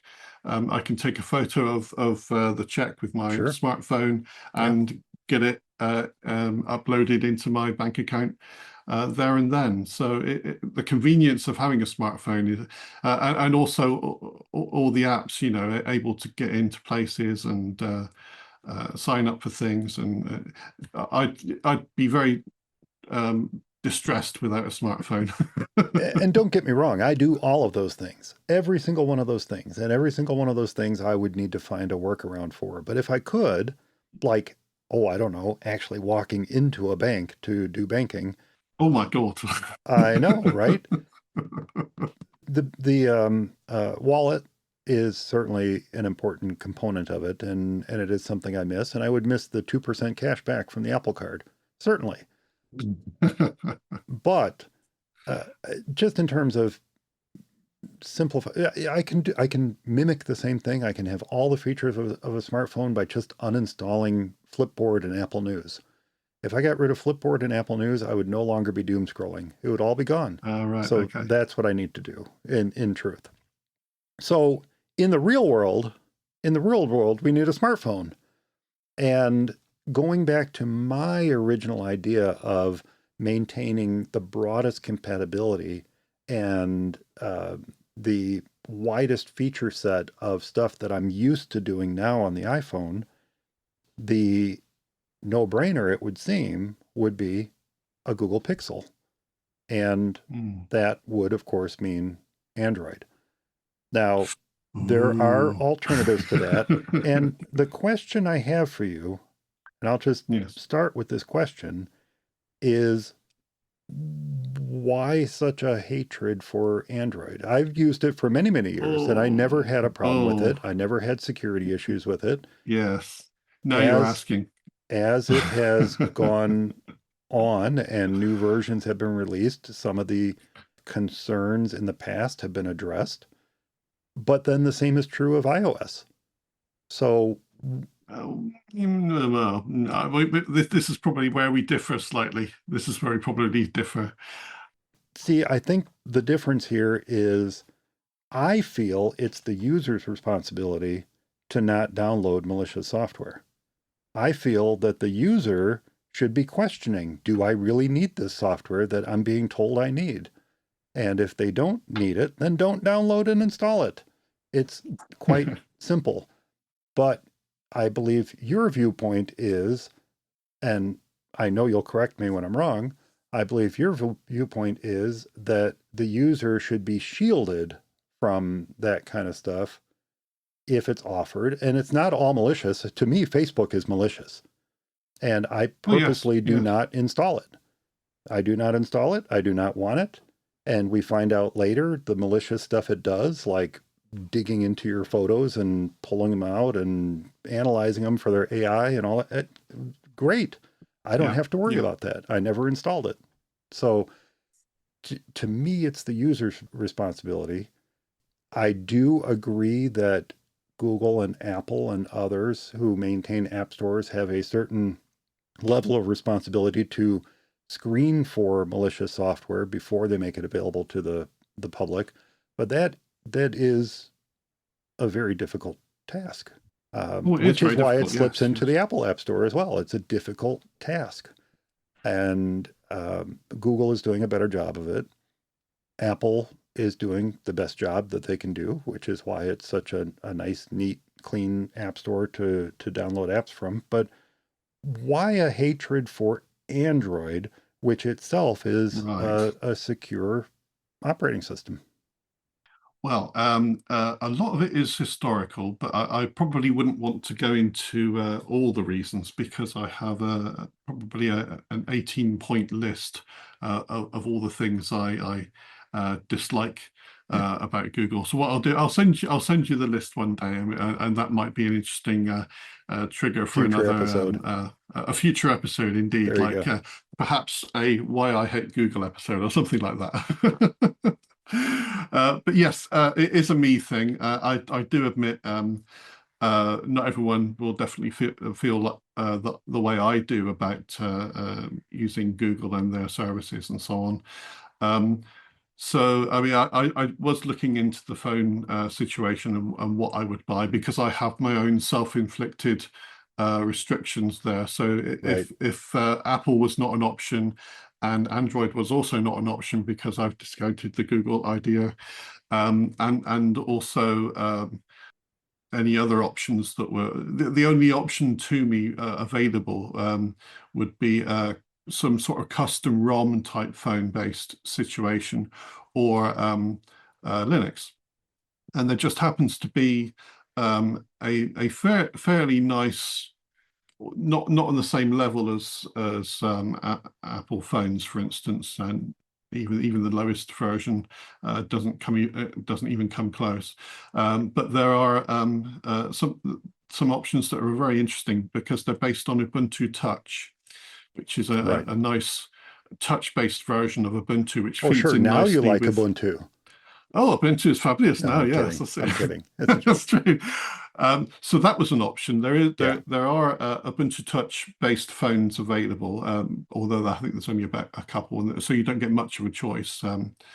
And there's also the idea, you mentioned the Pixel, but you don't have to run Android on your Pixel. One of the interesting options was a fairly new OS. I think it's new, although I could be wrong there. It could be not as new as I think, but it's called Graphene OS. Yeah. And one of the reasons for the existence of Graphene OS is to mitigate against all the horrible things that Google does with Android, which is one of the reasons why I don't want to use it. So Graphene OS, for instance, they will enforce sandboxing of apps, so they can't look at each other's memory spaces and hack into each other's data, which normal Android just allows you to do. You can end up with a lovely situation where it's a bit of a Wild West free-for-all in Android itself, which is one of the things that Graphene OS guards against, and it stops applications from going outside their sandboxes and doing interesting things. So yes, so that would be another possibility, having a very nice, because the hardware is good, a very nice Pixel phone, but not running Android, and replacing it with Graphene OS. But there is one big downside to the Graphene OS side of things, because at the moment, the banking apps don't seem to trust Graphene. So you can't do your online banking within an app on Graphene OS at the moment. That may change in the future, but that's one big downside to trying to get away from all of that stuff. But one of the things it does allow is Graphene OS allows you to make use of the Google Play Store, but in a more secure and private way than Android does. So that's another interesting angle of what you could look into about trying to replace the functionality of an iPhone, but without going down the Android route. But so there's a couple of options there: Ubuntu Touch and Graphene OS. Yeah, and Lineage OS is another option. And Lineage, yes. Yeah, oh yes, I forgot that. I had written down Graphene, and the nice thing about Graphene and Lineage and many of the other alternative operating systems for Android hardware is that it will run, or they will run, on a wide range of Android hardware, even older hardware that's no longer supported by modern releases of Android. That would be, wouldn't that be beautiful in the iPhone world if we could do that? But in the Android world, it's a little bit more like the Windows PC world, in that often older hardware can be put to good use by installing an alternate operating system. That's an excellent point about banking app compatibility, because that is important. And I would imagine that some third-party security apps may have an issue with it as well, because it's not a recognized operating system. And so from my viewpoint, in terms of broadest compatibility, that would pretty much leave me at the steps of Android, because I know that the apps that I use, that I trust, that are developed by a third party, whether it's my bank or Microsoft or whomever, will be available on Android. Yes. And I specifically picked the Pixel because one, I just like the hardware. I think it's very good hardware. And two, I know that it's going to always be running the latest edition of the Android operating system, whatever that might be. There's no waiting period. And then usually takes months. It takes months. And then you're at the mercy of this third-party phone developer, phone manufacturer, to keep the phone updated for a reasonable amount of time. So that's why the Pixel would be my choice. But there is other great hardware out there. But in terms of what most people might recognize, I think the Google Pixel is a great device. But if you're not completely sold on the idea of running Android, there are the third-party options as well, which would be Lineage, Graphene, and Ubuntu Touch, and myriad others. I think the biggest issue with Ubuntu Touch or other Linux variants is that you don't have the same app ecosystem that you have on iOS and Android. Yeah. And so many of the apps, many of the security apps, the banking apps, And even the games that you're used to playing just Yes. won't exist. You'll have other choices, but you won't have those choices. And that could Yes. actually make your life much more difficult. So I think that that's a good choice. Graphene is a good choice in that it will run, as you said, Android apps from the Google Play Store, but some of those apps may take issue with the fact that you're not running on Android itself. Yeah. So yeah, Yeah. yeah, good choice. I did have good luck with the a possible replacement for an iPad, which Oh, you could did? be interesting to use with, say, for instance, if you wanted to have a guest iPad instead of a guest computer, that would be quite an interesting option. So I found a tablet called the Starlabs Starlight Mark V, which is a Linux tablet, and that runs Ubuntu Touch as well. So Okay, that's a that would be nice, a good choice. interesting option as a tablet guest user option, because of course you can log into and out of user accounts on Linux, so that makes it easy to set it up for a guest or just have it permanently in a guest mode for that sort of usage, because you can log into and out of user accounts. I think in the world that we live in, the Apple ecosystem world that we live in, where Apple wants us to think of the iPad as a computer, in that world, running a variant of Linux on a tablet makes sense, especially in the world where we're running a distro of Linux on our desktop. It makes sense to have a tablet that can do it. Yes. Some of the other tablets that get good mention, and we could go back to the idea of that Dell 14-inch running as a 2-in-1, and so Yeah. thereby you're having somewhat of a tablet experience running the full desktop version of Linux with a touchscreen instead, and the bulk of a 2-in-1 that you're folding over to get that Yeah, it's not quite experience, as slim and sleek and fast and nice as what we're used to. Yeah. We should probably mention that Google does make a tablet still to these days. I Yeah, was but you've got to run surprised. Android on it. I was surprised. I did not know that Google still made a tablet. I had no idea, but yet there you go. It's called the Pixel tablet. So they still make one. They've not entirely given up on tablets. But the Amazon Fire tablets often get good mention. I'm not as big of a fan of those, much like I'm not a big No. fan of something we're going to talk about in a second, which is the Amazon Fire TV box. Oh, okay, yeah. Because to me, it's much like when you buy a TV with Roku built in or Amazon Fire built in or whatever built into it. How long is it going to be supported? Yeah. How long is it going to be supported? And two, you're somewhat limited in terms of how you interact with it because they slap this third-party interface on top of what should be a normal, straightforward interface in order to, big surprise, show you advertisements.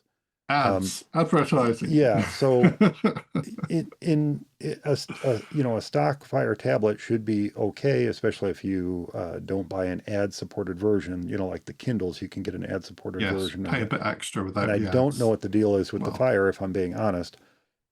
Now, another set-top box, moving on to set-top boxes, because we need to replace our Apple TV, that I really do like is the Roku. I do like the Roku box. I like the broad selection of apps that you can run on it, the broad selection of services you can subscribe to through it.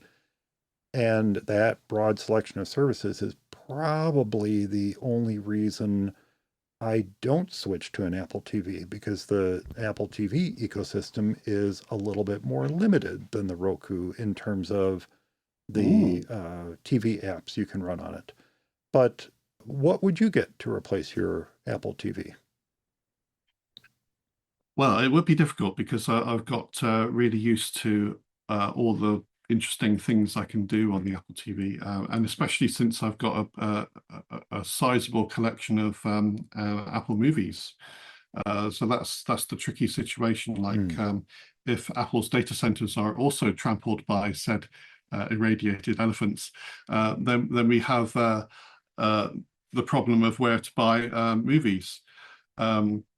I was thinking at one stage that the Xbox itself might be an option, because that would cover gaming, also TV streaming, and movies. Although Microsoft have recently, well, fairly recently, stopped selling movies, so that's awesome, isn't it? So all the poor people that spent lots of money on digital versions of their movies in a nicely curated store there from Microsoft, found themselves adrift when Microsoft then said, "Oh no, we're not doing this anymore. Let's shut the doors on that one." So you've got to be wary of who you buy your digital movies from, because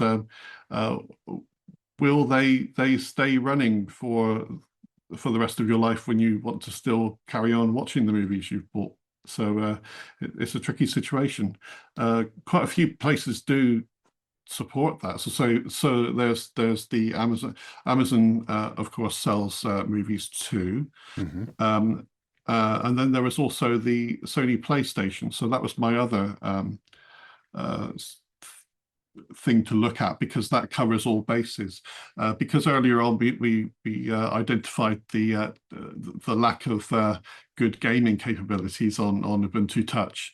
Then you could replace that with a PlayStation. I did initially look at a Switch, because that would be quite an interesting situation where you could take that off your TV, still do TV gaming through the Switch, but undock it and take it around with you and game on do mobile gaming, which then means you don't have to rely on a replacement iPad or iPhone for mobile gaming, so that it covers those things. The trouble is the Switch doesn't support TV streaming.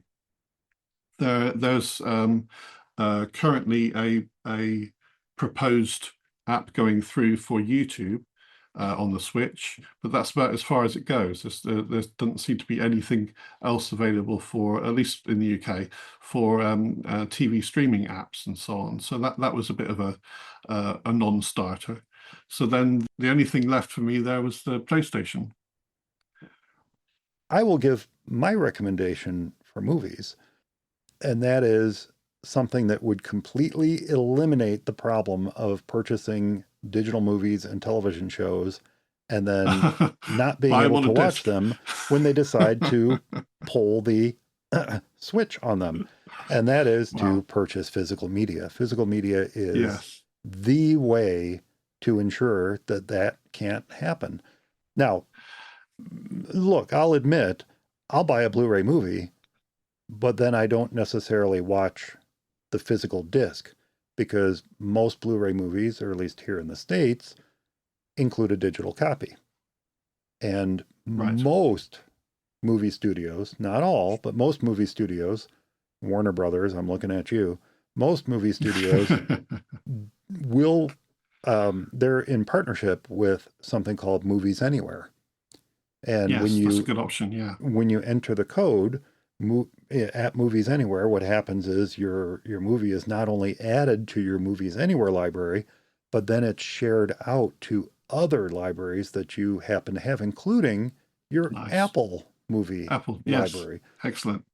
And likewise, movies that you had in your Apple library that you purchased may sync to Movies Anywhere. So it's a really good solution for a digital library that does not then depend upon Apple. And if there's something where, and the reason I'm looking at Warner Brothers, because they expire their digital coupons much quicker than any other studio. Wow.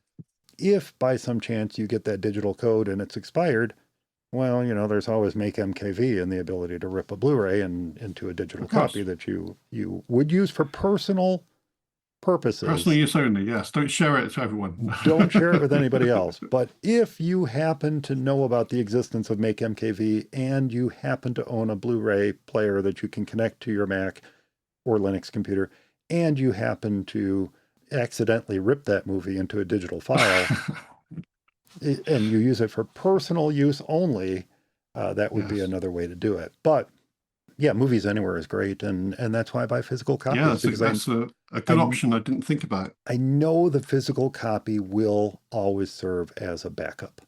It will always be a backup. It'll always be a way for me to Interesting. get that movie back in the event that Movies Anywhere and Apple and Google Movies and Vudu, or it's not called Vudu, it's Fandango, and all these other services, when they all disappear and they all decide that I can no longer watch the digital copies, I will have a physical copy I can always fall back on.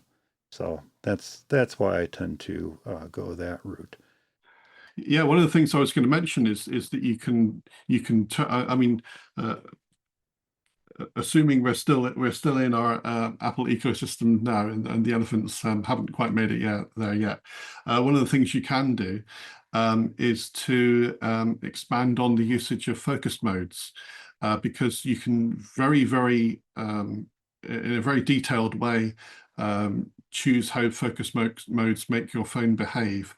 So you can set various times where the phone is set up and only shows you things you want it shown at a certain time. Um, Completely change the look and feel of the phone between times of day or different focus modes. You can exclude behavior that you don't want to encourage on yourself. So looking into what I'm not an expert with focus modes in any way, but I know they're extremely powerful if you delve into the weeds and set things up the way you want to. You can turn your smartphone into a dumb phone effectively, but by your command, By your and when you command, need. yeah. Indeed, but but when you need the option of having it smart again, you can just come out of that focus mode and go back into a smart mode. So just as long as you've got a little bit of discipline there, you can do some fun things with focus modes to make your smartphone behave less smart, if you know what I mean. Darren, you are assuming for a moment that I have any discipline at all. And the discipline to enable focus mode alone is way too much for me to take on. So it's part of the reason focus mode doesn't work for me. I forget about it. I barely remember to turn on Do Not Disturb when we do these live streams. And I think, yeah, automating some of this would be a much smarter way for me to approach that in the future. And certainly using automation in combination with things like focus mode would be Yes, that's where the power comes. Yeah. a great way to go. Yeah, exactly. That's where the power comes. Yeah, So I mean, you can even get it to, for instance, have a shortcut, look up your calendar event for when you're recording the show, and say, okay, a show recording is happening. I'll automatically set up focus modes to only make this available, and put yourself in do not disturb, and set all the settings up that you want to set up, but do it all automatically just for it looking up your calendar. which is wonderful. Okay, so we covered replacing Mac hardware. We covered the operating system, replacing the operating system. We covered replacing apps that we might lose when we no Yeah, longer have access to our Macs. We talked about cloud replacement services. We talked about yeah. phone replacements, although I don't know if we'll ever agree on that one, but we talked about phone replacements. We talked about tablet replacements. We talked about Yeah. Apple TV replacements.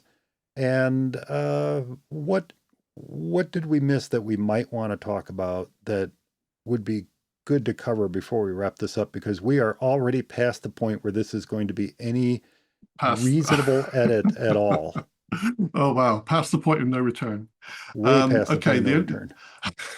the only thing I was going to add was uh, there are two things. Which one is AirTags, which I don't think are too much of a problem, because although they're an Apple ecosystem thing, there are alternatives to AirTags you can get. Lots. Yeah. But lots of alternatives. But because I'm a little bit on the anti Google and Android side of things, I would have to have it work purely through the web. But I think that's okay, because several of the options that are available do offer full functionality through the web, I think. So that would be Interesting. something to look at. And the only other one I was going to mention was about Apple Home, because one of the features of the Apple TV is to act as your home hub for your home devices. True. So currently we're spoiled. We're used to the very easy situation where you just have to plug in your Apple TV and it will automatically discover the home systems and services you've got set up and act as a server for them. It's auto discover and zero config. It just works. You just turn it on and there it is. Not one thing I have works with Apple Home. Not one. Ah, well, there you go. So that's what I've made sure that that I don't buy any device that isn't fully compatible with Apple Home. Yeah. So you're right, because the current situation of home devices is difficult because they're spread around lots of different services, and some support some and some don't support the other.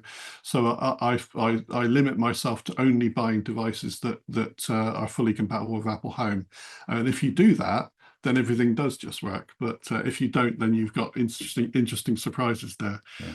But the only thing I was going to mention about Apple Home is not just Apple Home, but just home devices in general, is if you don't have this automatic server management type thing built into the Apple TV, the alternatives don't seem to allow that. So you would have to allow for having your own little home device server and so on, and mimic the stuff that's already built into the Apple TV. You'd have to regenerate that yourself. So it's harder to move away from some of these Apple integrated systems that come pre-set up and move towards something that you would have to put some effort into to get working. Like a Home Assistant server. Like a Home Assistant server, exactly, yeah. Yes. Yeah, which would be a great option and runs on a Raspberry Pi. It does. Yeah. But then you have to learn how to use it and how to set it up. And, please. It's all a web interface. It's super simple. Oh, I think we might have saved the world from the elephants. So with that, what do you think? How would you replace your Apple ecosystem when Apple no longer exists? Drop me a line, Mike@formacisonly.com, or leave a comment in the show notes for this episode, and we will share your comments here on the show. Well, it is time for our essential app, the part of the show where we talk about an app that we feel every Mac user should have installed in their applications folder. And the app I'm going to mention this time is an app that was ripped from the bowels of macOS a couple years ago by Apple themselves. Now, I talked about this on the show before. It is an app that I must fire up at least once a day during the business week, and that's called Network Utility. And the reason I talked about it on the show before is because I figured out how to make Network Utility work on current versions of macOS. Very easy little, quote, hack to it. And you can take the last known good edition of Network Utility and make it work on the Mac. But if you don't have an old copy of Network Utility sitting around, or you don't feel like messing around with that, or you realize that after the next edition of macOS is released and Intel Mac apps are no longer supported and this little hack won't work anyway, what do you do instead? Well, that brings up this episode's essential app, which is called Network Utility. Surprisingly. No, it's actually called,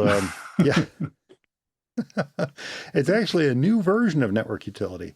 It is a version of Network Utility that was released by a company called Devon Technologies.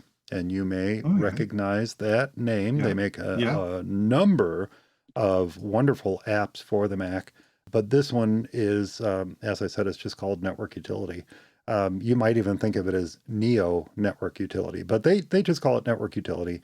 And when you download it from them, it gives you all the functionality that you would expect if you're used to using the old Apple Network Utility. So that's things like domain whois information, just info about the network interfaces that are installed on your Mac. There's the netstat utility. There's a ping utility. There's a lookup utility. There's a traceroute utility. There's finger and port scan, and there's even a network speed benchmarking tool that I don't believe existed in the original network utility. I'd have to fire that up and look. But this new network utility from Devon Technologies is, network speed did not exist in the old network utility. So that's something new. But this is completely free. You can download it from devontechnologies.com, and I'll put a link to it in the show notes. The feature I use in network utility all the time is Whois. And part of that is because I work with clients and their domains and their websites and things like that. So I need to look up things like, where is the domain registered? When was it registered? When does it expire? Is the domain available? All that kind of stuff. And so I use that Whois utility all the time. And I know I can drop down to the command line and I can do it from there. And that works just fine. But when I can fire up the network utility app and I can just put in the domain name and tap the Who or click the Whois button, that's amazing. Now, the nice thing about that aspect of Devon Technologies network utility is that they have a lot more choices in there. They have a lot more choices that you can use to look up domain names, including .orgs and .nets and things like that are much more difficult to look up otherwise with the standard network utility. So that's super useful. The thing I don't like about it is that when you enter a custom Whois server, a Whois server is what you use to look up a domain name against, and then returns information about that domain name. When you add a custom Whois server, it doesn't tend to remember it. And it also doesn't remember the last Whois server that you used, which is something the old network utility did do. But otherwise, if you're looking for things like the hardware address of your Wi-Fi interface, or how much data was sent or received by way of your interface, is your interface up and running, things like that, the info tab is perfect for that. If you have use for the netstat utility or the ping utility, because you want to check and see if a server out there on the internet is, quote, alive, and you can do a ping against it and its firewall doesn't block you, the ping tab is perfect for that. If you want to do a internet address lookup, you can do that through there. You can do a standard lookup, which is uses the NS lookup command, or you can use the Mac OS directory service, or you can even do a dig like you would do on a Unix system, or from the command line in Mac OS, you could do a dig as well. If you want to do a trace route to see the path that packets are taking to and from a destination on the internet, you can do that through this new network utility. And the list goes on. All the stuff that you're used to, including a speed check, is all built into the new network utility. And as I said, it's completely free from Devon Technologies. So this is actually something that was introduced a year ago. It was introduced in July of 2024, and I only just recently found out about it. Now, as I said, I am someone that continues to use the old network utility because I was able to get it running under newer versions of macOS, but I do know that that has limited life to it because it is an Intel app and will never be updated. Whereas the network utility from Devon Technologies is a universal app, and I know will be around for years to come. So if you are looking for similar functionality to network utility that is no longer built into Mac OS, you might check out Network Utility, or Neo Network Utility, from Devon Technologies. And a link for that will be in the show notes. Wow, that's fabulous. I didn't realize that it no longer existed. I just had a little check to see if it is indeed gone. And I use it all the time. I thought I used to use it all the time. When did it disappear from macOS? Is it just recently? No, it disappeared from Mac OS 3 or 4 versions ago. Really? Oh Yeah. my God, that's terrible. I didn't even notice. Yeah. That's shocking. It's been gone for a long time, and I have a version of it in my Dropbox, and I think it was with Catalina. I think it was Catalina that they removed it. Wow. And I like this option, Matt. This is really good. I think I might have to install this myself. Ultimately, this is a much, much better option than, Yes. trying to run a hacked version of it. Yeah. Great, essential app for those who need it. Fabulous. Well, did you mention it was free or not? Did I mention it's free? It's free. It's completely free. Yes. Excellent. Yes. That's the price I like. Excellent. I love that. And if you do like the app and you want to support Devon Technologies, they have lots of other great Mac apps that you might consider purchasing from them as an effort to support them. Devon Think comes to mind. No pun intended. That has that's good. Comes to mind very good. I see what you did there. That's very good. Oh dear. And with that said, that's going to do it for this episode of For Mac Guys Only. I hope everyone enjoyed it. Remember, I do love to get your letters, so if you have any comments about the show, a tip to share, a software or hardware problem with your Mac, or you would like to share your own thoughts on what you would do when the mighty Elephanzilla comes stomping through Cupertino and destroys Apple as a company, you can leave your favorites in the comments of this week's show notes found at formacguysonly.com. Or you can drop me a line, mike@formatguysonly.com. Do please be sure to subscribe to the show's YouTube channel at youtube.com/FMEOTV and click that little notification bell so you can find out when we are going live. You can join the chat room and you can catch all the behind the scenes stuff that doesn't make the final cut of the show. Hey, Darren, what's the best way for folks to get a hold of you? The best way would be emailing Darren at formacisonly.com. Awesome. Thanks so much for listening, everyone. Thanks to Darren for joining me this episode. Stay subscribed, and we'll talk to you next time.